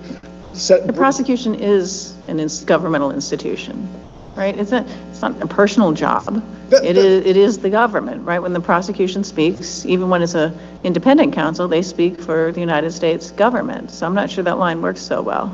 No, that's absolutely right. Maybe I was unclear. What I'm saying is attacks on the prosecution, calling it unfair, calling it politically motivated, those are all fair game. But you can't say the prosecutor is politically motivated. That, I think, well... That would certainly count as targeting the prosecutor.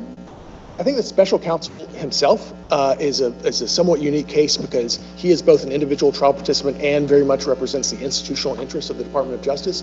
So for him, we would concede that merely kind of referencing him or criticizing him.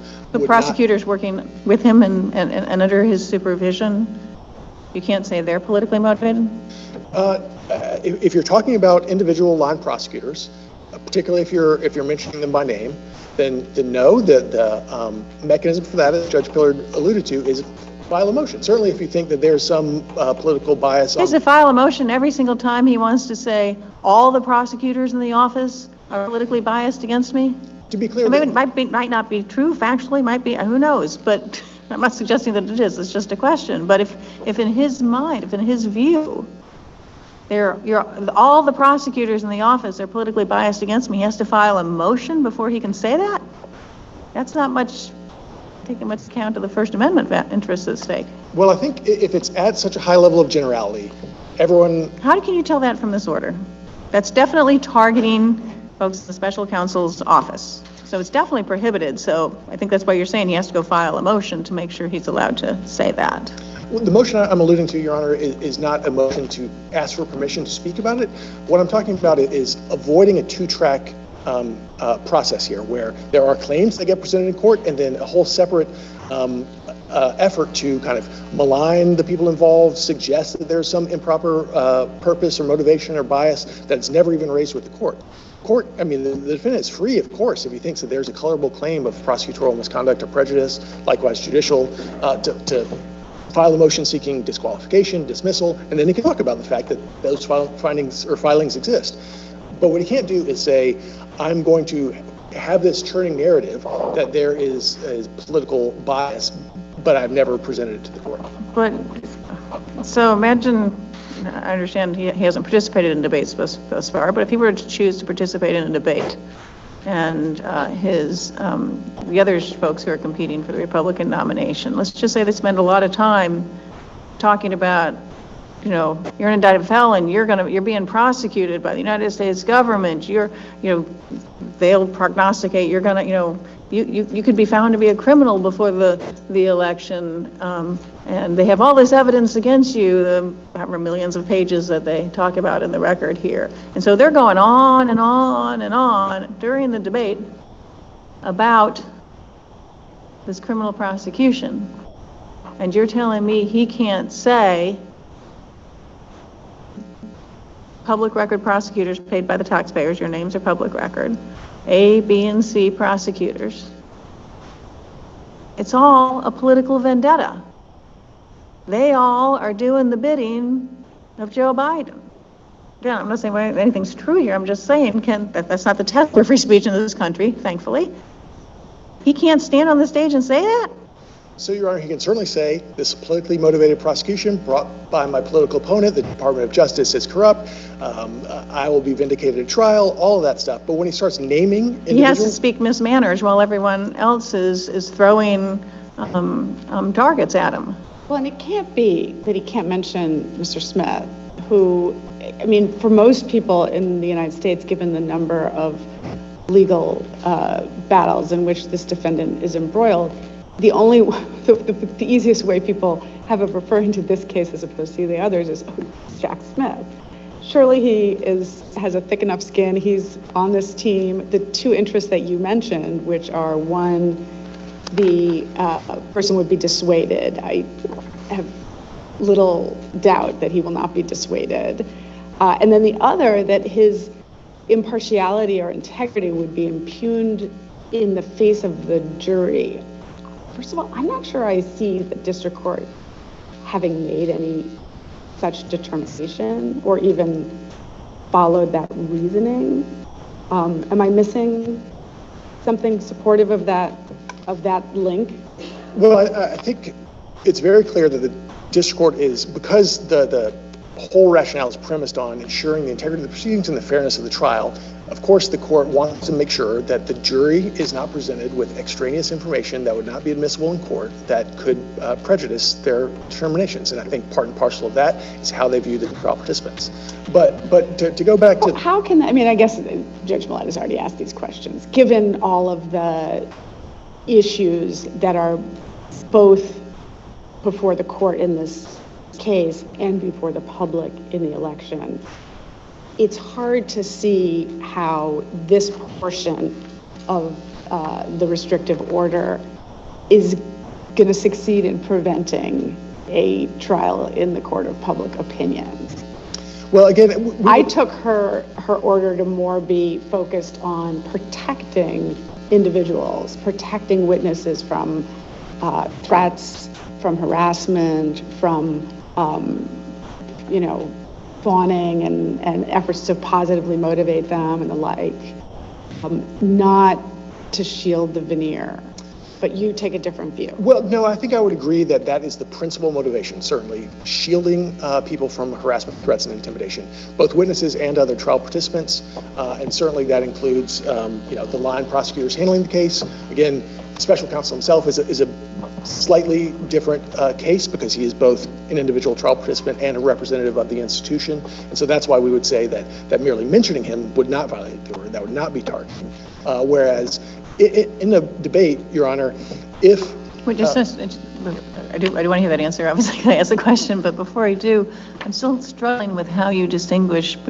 I mean, maybe the special prosecutor is in somewhat different place, but that does not mean that prosecutors working with him, assistant prosecutors, or whatever the title, deputies, are not public figures themselves.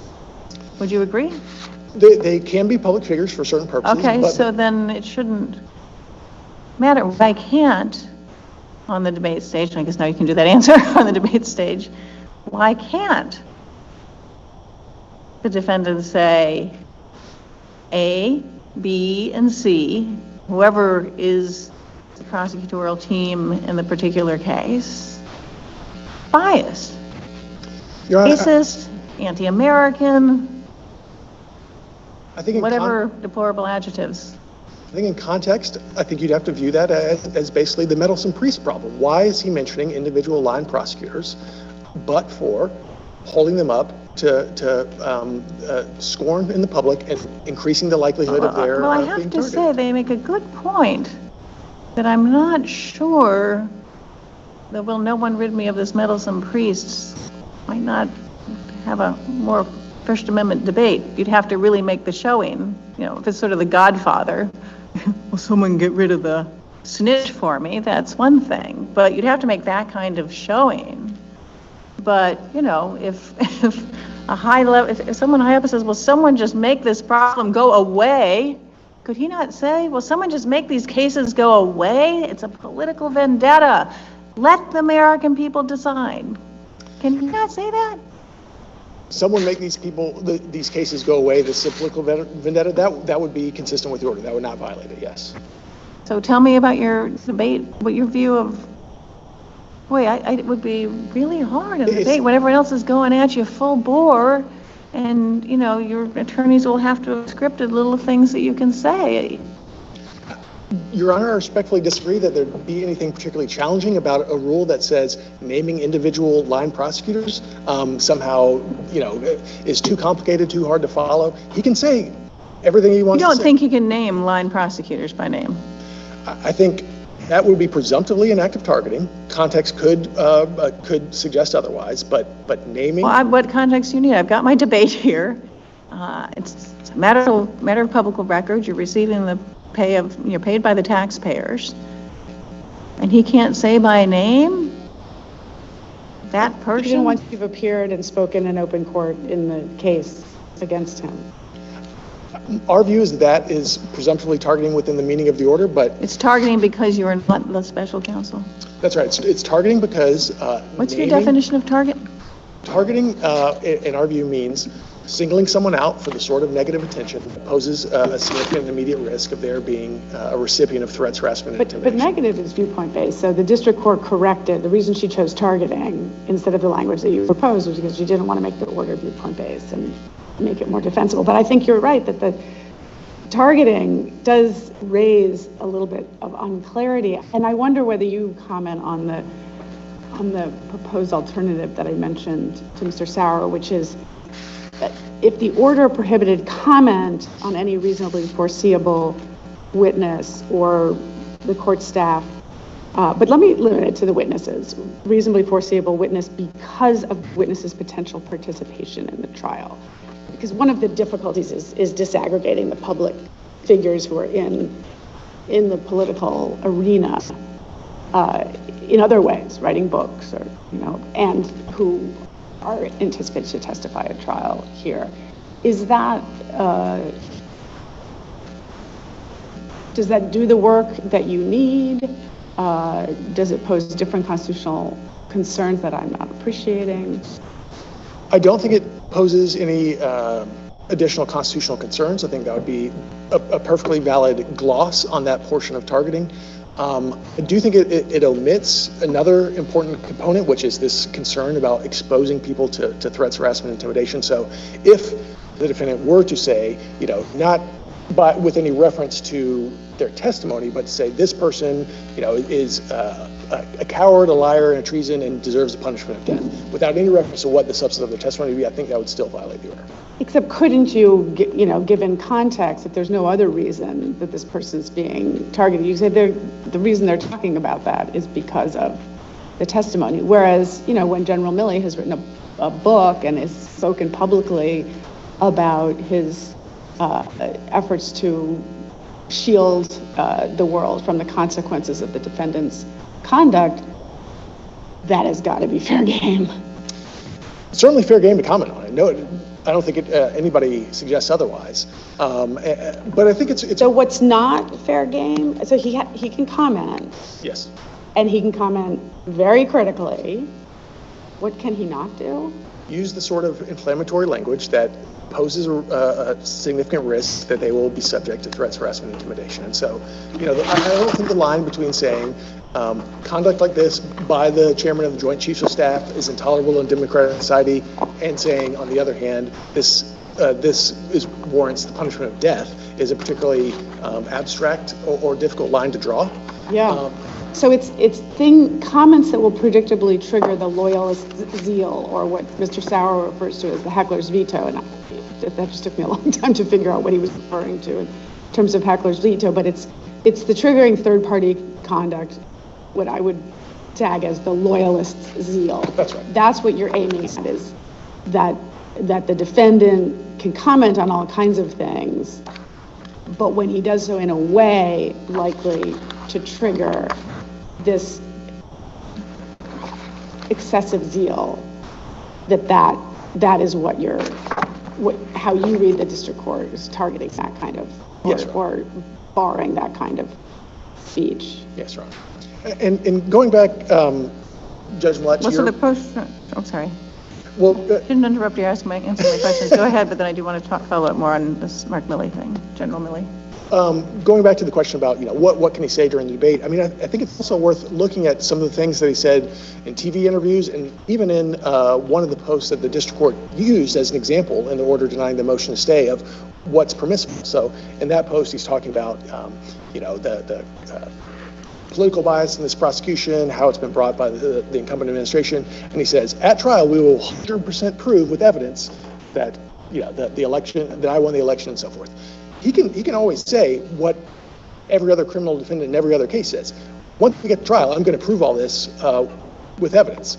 The necessity to single out trial participants that have not been the subject of any sort of litigation, just as sort of a personal singling out just to put their name in the public, I think is presumptively an act of targeting. So if I'm on J130, which is the General Milley post, can you tell me which parts of that were, because this was the day after General Milley did an interview about his book.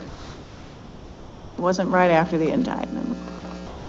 It says nothing about the criminal trial or General Milley's prospective role or not in it. And so tell me, what of this, is everything okay except the punishment would have been death? Is everything else okay? Yes, I would say so, and I think the important context to know when reviewing... Is he wrong that, I'm not talking factually about this particular situation, about which obviously we have none of the details before us, but is it wrong, at least historically, that, again, not talking about this conduct in particular, but some acts of treason were punishable by death? No, that's not wrong, and the district court was free to... Isn't that all he said? Well, the district court was free to decide whether he included that language to make kind of the abstract historical point about what the punishment for treason was in times gone by, or was he saying it well, what do you, I think for because I've talked at least about the need to balance, and, it's not how I want my children to speak, but that's really not the question. And so the question is, what in here in this post, including the reference to historical capital punishment for treason, connects that to the criminal trial, connects anything about this post to the criminal trial, the criminal process, General Milley's potential or not, I have no idea, participation in the criminal trial?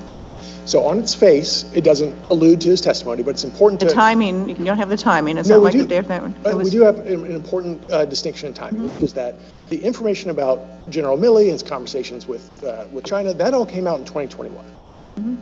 The defendant had a reaction to that news then. He was not calling for him to be put to death, suggesting that death was an appropriate punishment. He started doing that once he was indicted. Wasn't this the day after General Milley did an interview about his book? Yes, yes. Okay, well. So it was in the news again, but his reaction to it, post-indictment, once he knew that General Milley was a potential trial witness, was very different than what his reaction was in 2021 when General Milley was not a potential trial witness against him. And so pretty much once there's an indictment, he just can't, he can't, under this order, he just really can't say anything about folks who are either known or reasonably foreseeable witnesses. I disagree. I think Can you say? There's a perfectly comprehensible line between the sorts of things that use inflammatory and disparaging language that are likely... Can you say anything disparaging about someone? You just said inflammatory, disparaging, so take off inflammatory. Is he allowed to say anything disparaging about someone? We'll make it easy, that he knows is going to be a witness now that there's been an indictment. Between now and the trial, obviously after trial is a different thing. I think he can criticize them so long as he's not using either inflammatory language or attacking their credibility in a way that's going to shape how the jury sees them. That's another example of trying the case in the media. I'm trying to understand with respect to these high public figures. They, like everyone else in the country, are protected against true threats. They're protected against criminal efforts to affect their testimony. They can be prosecuted for that. The defendant could be prosecuted for threatening them in violation of the criminal law. But when we step back and think about a protective order to protect the integrity of the proceeding, the mechanism is that their testimony would be affected. I think That's very hard for me to imagine. I don't think that the test is whether any particular witness who is targeted will actually change their testimony or refuse to testify. Or that it would be reasonably foreseeable that, because you're right, this is a prophylactic situation. I would assume that their testimony would not be affected, that Mr. Barr, General Milley, former Vice President Pence. I take part of your position to be that there's a performance of their vulnerability that then would affect unknown, non-public figure witnesses. That's exactly right. There's a clear kind of knock-on effect. If you're a witness out there, and there are many, many witnesses who fall in this category, not public officials, no recourse to marshals or Secret Service protection. If they see that General Milley can be suggested he should be put to death, if they see the former chief of staff can be called a coward, then they are going to absolutely be chilled. They say, why would I come forward and give the facts that I know about this case if the result is going to be that I'll be subject to the same treatment? This is a very small question, and it reveals my lack of technical prowess, but is there any way preventatively to protect someone's technology? Like, let's say I'm a prospective juror. Can I be protected technologically from, like, doxing?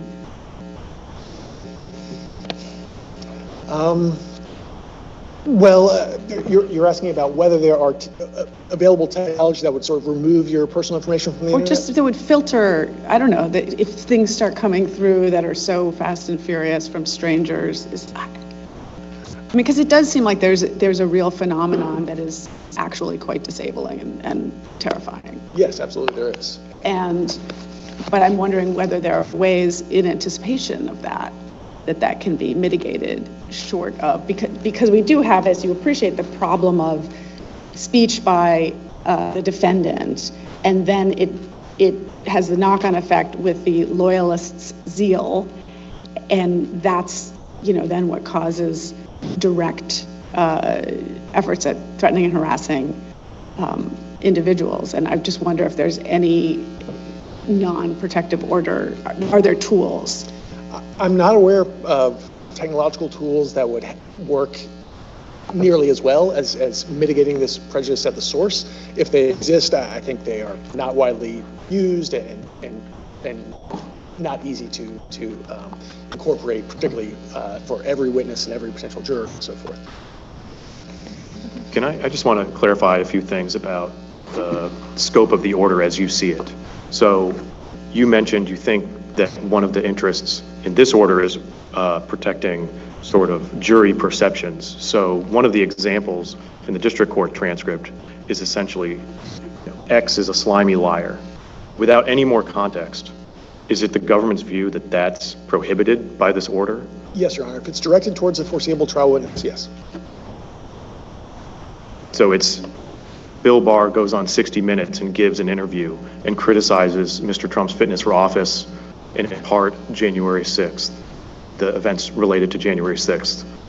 Mr. Trump can't go online and say everything he just said is false. Everything he just said is false. I think is different from using either inflammatory language or attacking his credibility directly. I know that that's a little bit of a fine line. But yes, I think if it's a direct attack on credibility or an inflammatory comment that's likely to result in threats and harassment, that's one thing. If it's just a generalized criticism of his performance as the Attorney General or disagreement with what he has said, I think that would be another. Is slimy liar inflammatory? I think it's inflammatory and a direct comment on credibility. What about he just said he's a liar? Well, I think that also would be a comment on credibility that would be prohibited by the order. So it doesn't have to be, calling someone a liar is itself inflammatory? That liar itself would not fall into the category of inflammatory. So any attack on the credibility of someone who's a prospective witness? Yes, Your Honor. So it's deeper into the campaign, and someone who is done testifying, but the trial's still going on, goes out and campaigns with a Democratic nominee, brings him up on stage. This is why you should vote for me. Heard what he said about what would happen if we had another Trump administration. He's got a whole book. It's on sale at the table over there, special discount for people attending the rally. But now stand up here at the podium, Mr. X, and tell us about your experiences working with him and why I should be president instead of him. All this is going on, and you are telling me that former President Trump, the First Amendment balance in the criminal process would not allow him to say, Mr. X is a liar. He's lying in what he said. I was a good president. He can't say that? He can certainly say I was a good president. I disagree with everything that he said. He can't. I'm sorry, he can say I disagree, but he can't say he lied. These are corner cases, I would agree, where... No, you didn't have any hesitation in telling me that he couldn't do it. I don't think it didn't seem like a tough case to you. You said, no, he can't call anyone a liar. You said can't comment on credibility. Yes, we think commenting on a witness's credibility about the substance of their testimony is presumptively a violation. He's commenting on the credibility about what they said at the political rally. That's right. And if it goes to the substance of their testimony and it's about their credibility, then it's presumptively violative. We'll say 10% of what he said related to the trial testimony that Mr. X gave the day before, and 90% did not, but just was a tirade against the political opponent of the person on whose behalf he is speaking. A tirade against the former President Trump in the midst of the election. So he has a lot of space to say, I disagree with everything that he said. We're going to prove at trial that what he said is not true. But when he's trying the case in the media and, look, a single word like, that's a lie, that's a liar, I think it's extremely unlikely that the government's not going to be moving. Is it covered by the order? I don't want to know whether the government's moving for it. I want to know whether it falls within the scope of this order that is being challenged on First Amendment grounds. And I think you've said repeatedly that yes, it is. Yes, maybe you'll exercise restraint, but yes, he says that when someone has just attacked him viciously in the press with their views, I shouldn't say attacked him, but has unloaded some of it is very political dynamite against him, and he can't say, can he say it's untrue? Would that person that is untrue, can he say that? He can, yes. Okay, but he can't say that person is an untruth speaker. If it's about the Can he say they're an untruth speaker?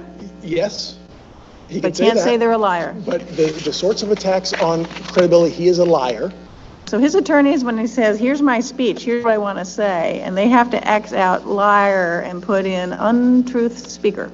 Now they have to put an untruth speaker. They have to avoid a direct attack. Do you have another word we could put in instead of untruth speaker? Sure. What he said was untrue, and here's why. No, he wants to talk about that person's character penchant for untruthfulness. That's right. I think that's exactly the point. If he's talking about his character for truthfulness or untruthfulness, that is trying the case in the media. It's just, there's a balance that has to be undertaken here. And it's a very difficult balance in this context. And we certainly want to make sure that the criminal trial process and its integrity and its truth-finding function are protected. But we've got to use a careful scalpel here and not step into really sort of skewing the political arena, don't we? I agree with that, but I think the order as properly interpreted strikes the appropriate balance. It leaves him ample room to respond to these things, to say that these things are untrue, to say what defendants in every case. And what is the strongest, a lot of the cases, as you're well aware, about the interest in a fair trial are in cases that are protecting criminal defendants against a prejudice process, bias in the process. So there are some mostly dicta about the government's interest or the broader systemic interest in a fair trial, what's your strongest support for the order in terms of the government's interest? That's right. So the Sixth Amendment right is a right to a fair trial by an impartial jury. And as the court says in Gentile, which of course was speech by a defense attorney, the state also has a right, an interest in a fair trial that needs to be protected by prohibiting prejudicial extrajudicial speech. And that's consistent with how the court treats other Sixth Amendment rights. So for example, the defendant has a right to a speedy trial. He doesn't have a right to delay his trial for as long as he wants, because the government and the public also have an interest in a speedy trial, even though it's textually vested in the defendant. Likewise, the defendant has a right to a trial by jury, but he doesn't have a right to unilaterally demand a bench trial if the government, on behalf of the public, thinks a jury trial is more appropriate. So there's nothing unusual about saying that the right to an impartial jury means that the government also has a right to a fair trial. In the order, one of the terms is political rival. How would you define that? Is that, I mean, now former Vice President Pence is no longer running. Are there no political rivals any longer, or is a political rival, is it really a synonym for a public figure like Milley, Barr, the like? I think the court intended it to be equivalent to people who are running against him. If the court felt like it was necessary to interpret political figure more broadly to encompass people like the former Attorney General, former Joint Chiefs of Staff, we would understand, that I think could be a permissible gloss if necessary to make this order sufficiently narrow. But I think what the district court intended was to refer to people who are running against him. If I may make just a couple. Let me just ask one more thing. You had, I believe, when you sought the order that's before us, you'd also asked the district court to amend the conditions of release with similar terminology, and the district court denied that. What's at stake as between putting terms like this in conditions of release and doing an order under Rule 57? So two thoughts on that, Your Honor. The first, which I hope is not too tangential to your question, but I do think my friend's concession that these sorts of restrictions, including on contacting witnesses and other portions of the Bail Reform Act, are consistent with the First Amendment, I think is a fatal concession to their whole legal standard. I mean, if it's true that a defendant is consistent with the First Amendment, can be restricted from communicating with witnesses, associating with other people, just on the standard of reasonable assurance of the safety of the community, then I think it follows from that their clear and present danger test and their demand for evidence proving its imminence can't be right. What's at stake in doing it under... But don't individual terms that are imposed under the Bail Reform Act also receive constitutional scrutiny? Constitutional scrutiny, but the test is, will this reasonably assure their appearance at trial or the safety of any person or of the community? It's not, is there compelling evidence that a clear and present danger? Well, that's the statutory test. We don't really know what the First Amendment test is, right? I don't think we've been cited cases that involve challenge to the bail condition. Is that right? Well, that's right, Your Honor, but I think it would be quite extraordinary to suggest that his position here somehow would, I think his position here, if carried to its logical conclusion, would necessarily cast doubt on the constitutionality of all of these routinely imposed provisions of the Bail Reform Act when courts have upheld those for years. I think it would have to be, there would have to be a constitutional analysis. Isn't that what Salerno did? Yes. And so something that's a more fulsome speech restriction would have to be looked at under the Constitution. Well, it'd have to be, certainly have to be looked at. And it wouldn't be whether it would reasonably assure their appearance at trial. I think it would. I think these sorts of restrictions are imposed all the time. Don't contact this particular person. Don't, post the witness list on social media. These are done if they reasonably assure the safety of another person or the appearance of the person. And I don't think any court has really cast doubt on their constitutionality.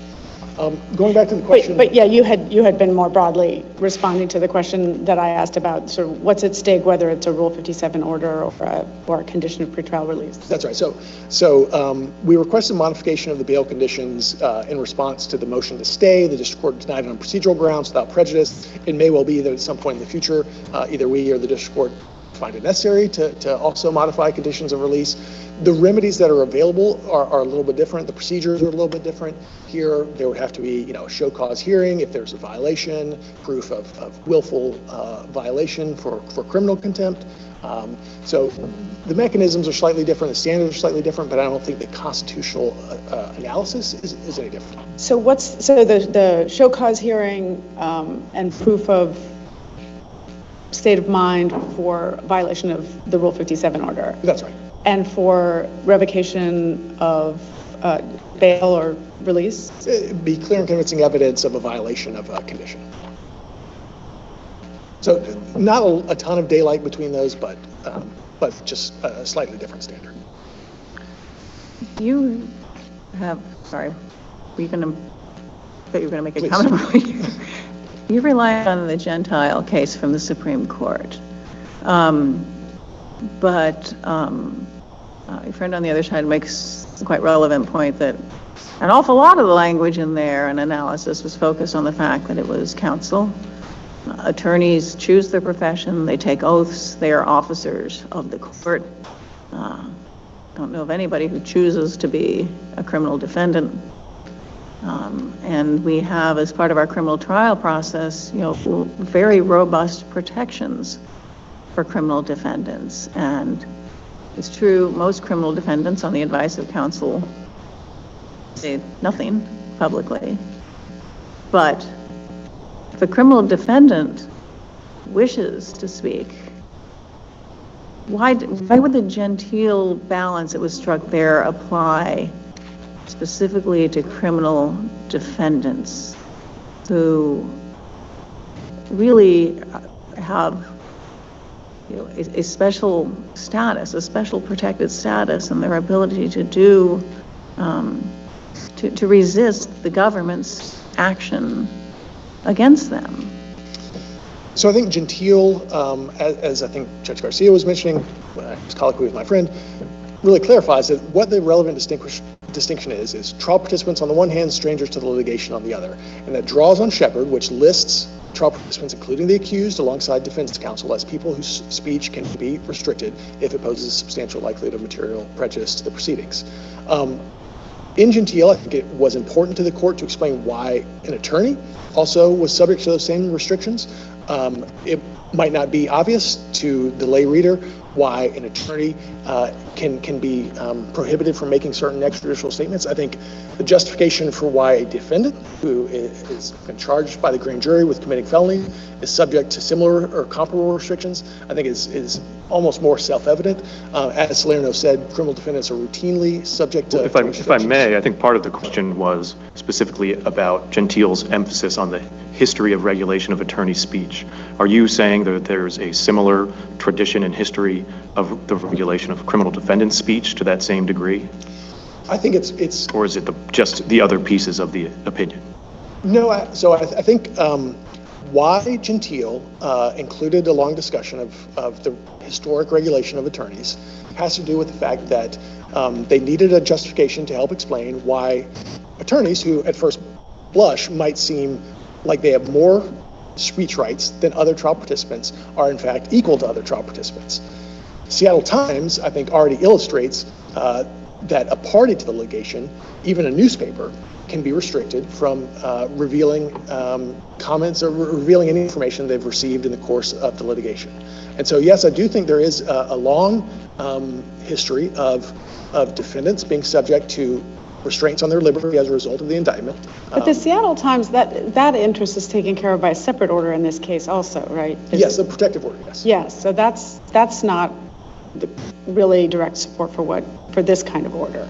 It's important because Seattle Times says specifically that when it's even a civil litigant who is a newspaper who comes in information through the court proceedings, then the standard is not kind of the Nebraska press standard. It's not clear and present danger. It's something lower, in that case, just good cause.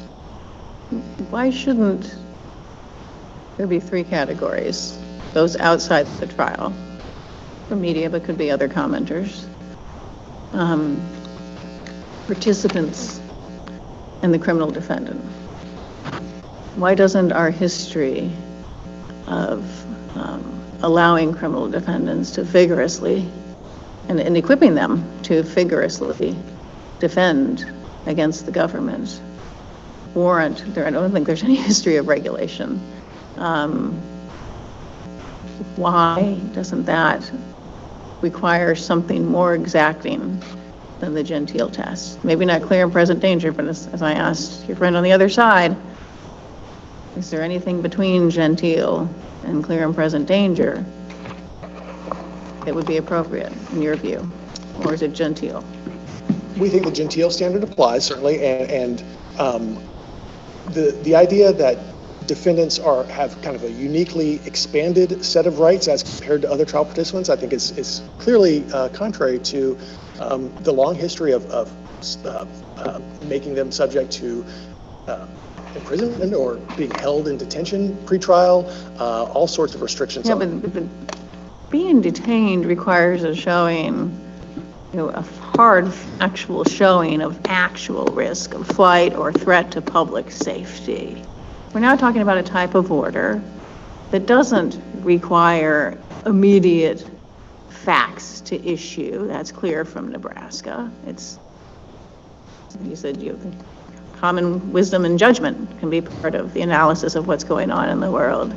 And so, and we live in a free society where it's incredibly hard for government to lock a citizen up.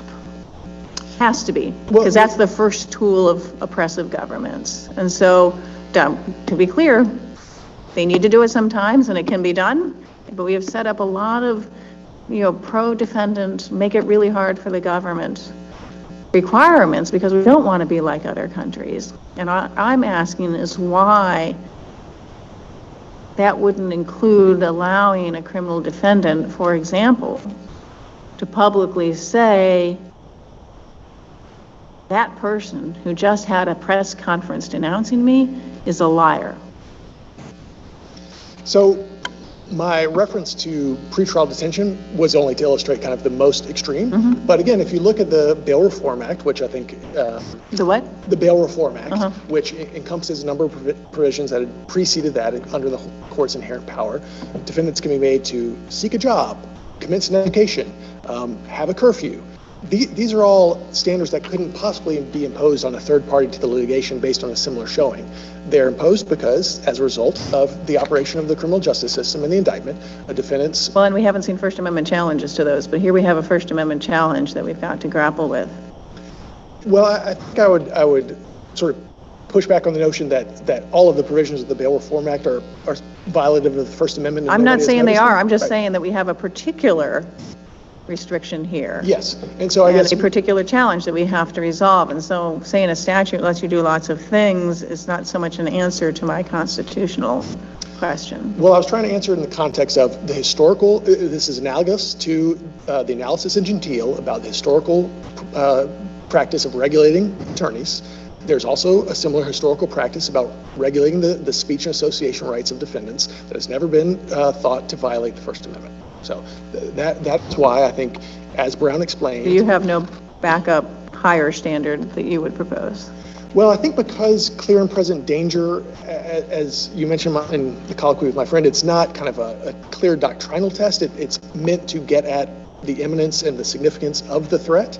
You see in the Levine case from the Ninth Circuit, I can't remember the exact wording, but it's something along the lines of significant and immediate, which is the standard that actually the district court here found. So I think conceivably you could articulate a standard that was somewhere in between, but because the clear and present danger standard is sort of a malleable one that doesn't dictate a doctrinal test, I don't know that that's necessary. But our view is certainly clear and present danger. Clear and present danger is wrong. Mm-hmm. Substantial likelihood of material prejudice is the correct one. Thank you very much. With that, thanks to counsel for your very helpful presentations. and your patience with us. The case is submitted. Following these arguments, the court agreed with the district court that some of Donald Trump's public statements pose a serious threat to the fairness of his criminal trial. However, the court found that the original gag order was too broad. As a result, the court partially affirmed and partially vacated the order. They affirmed the restrictions on public statements by Trump and his lawyers regarding known or likely witnesses and their involvement in the case, and lawyers, except the special counsel, court staff, and their families if the statements are intended to or likely to interfere with their work. They vacated any part of the order that went beyond these specific categories as they unnecessarily restricted protected speech. In short, the court narrowed the gag order, allowing some speech while still aiming to protect the trial's integrity. Please let me know what you think about this case in the comments below. And if you like this video, please hit subscribe for more arguments every week.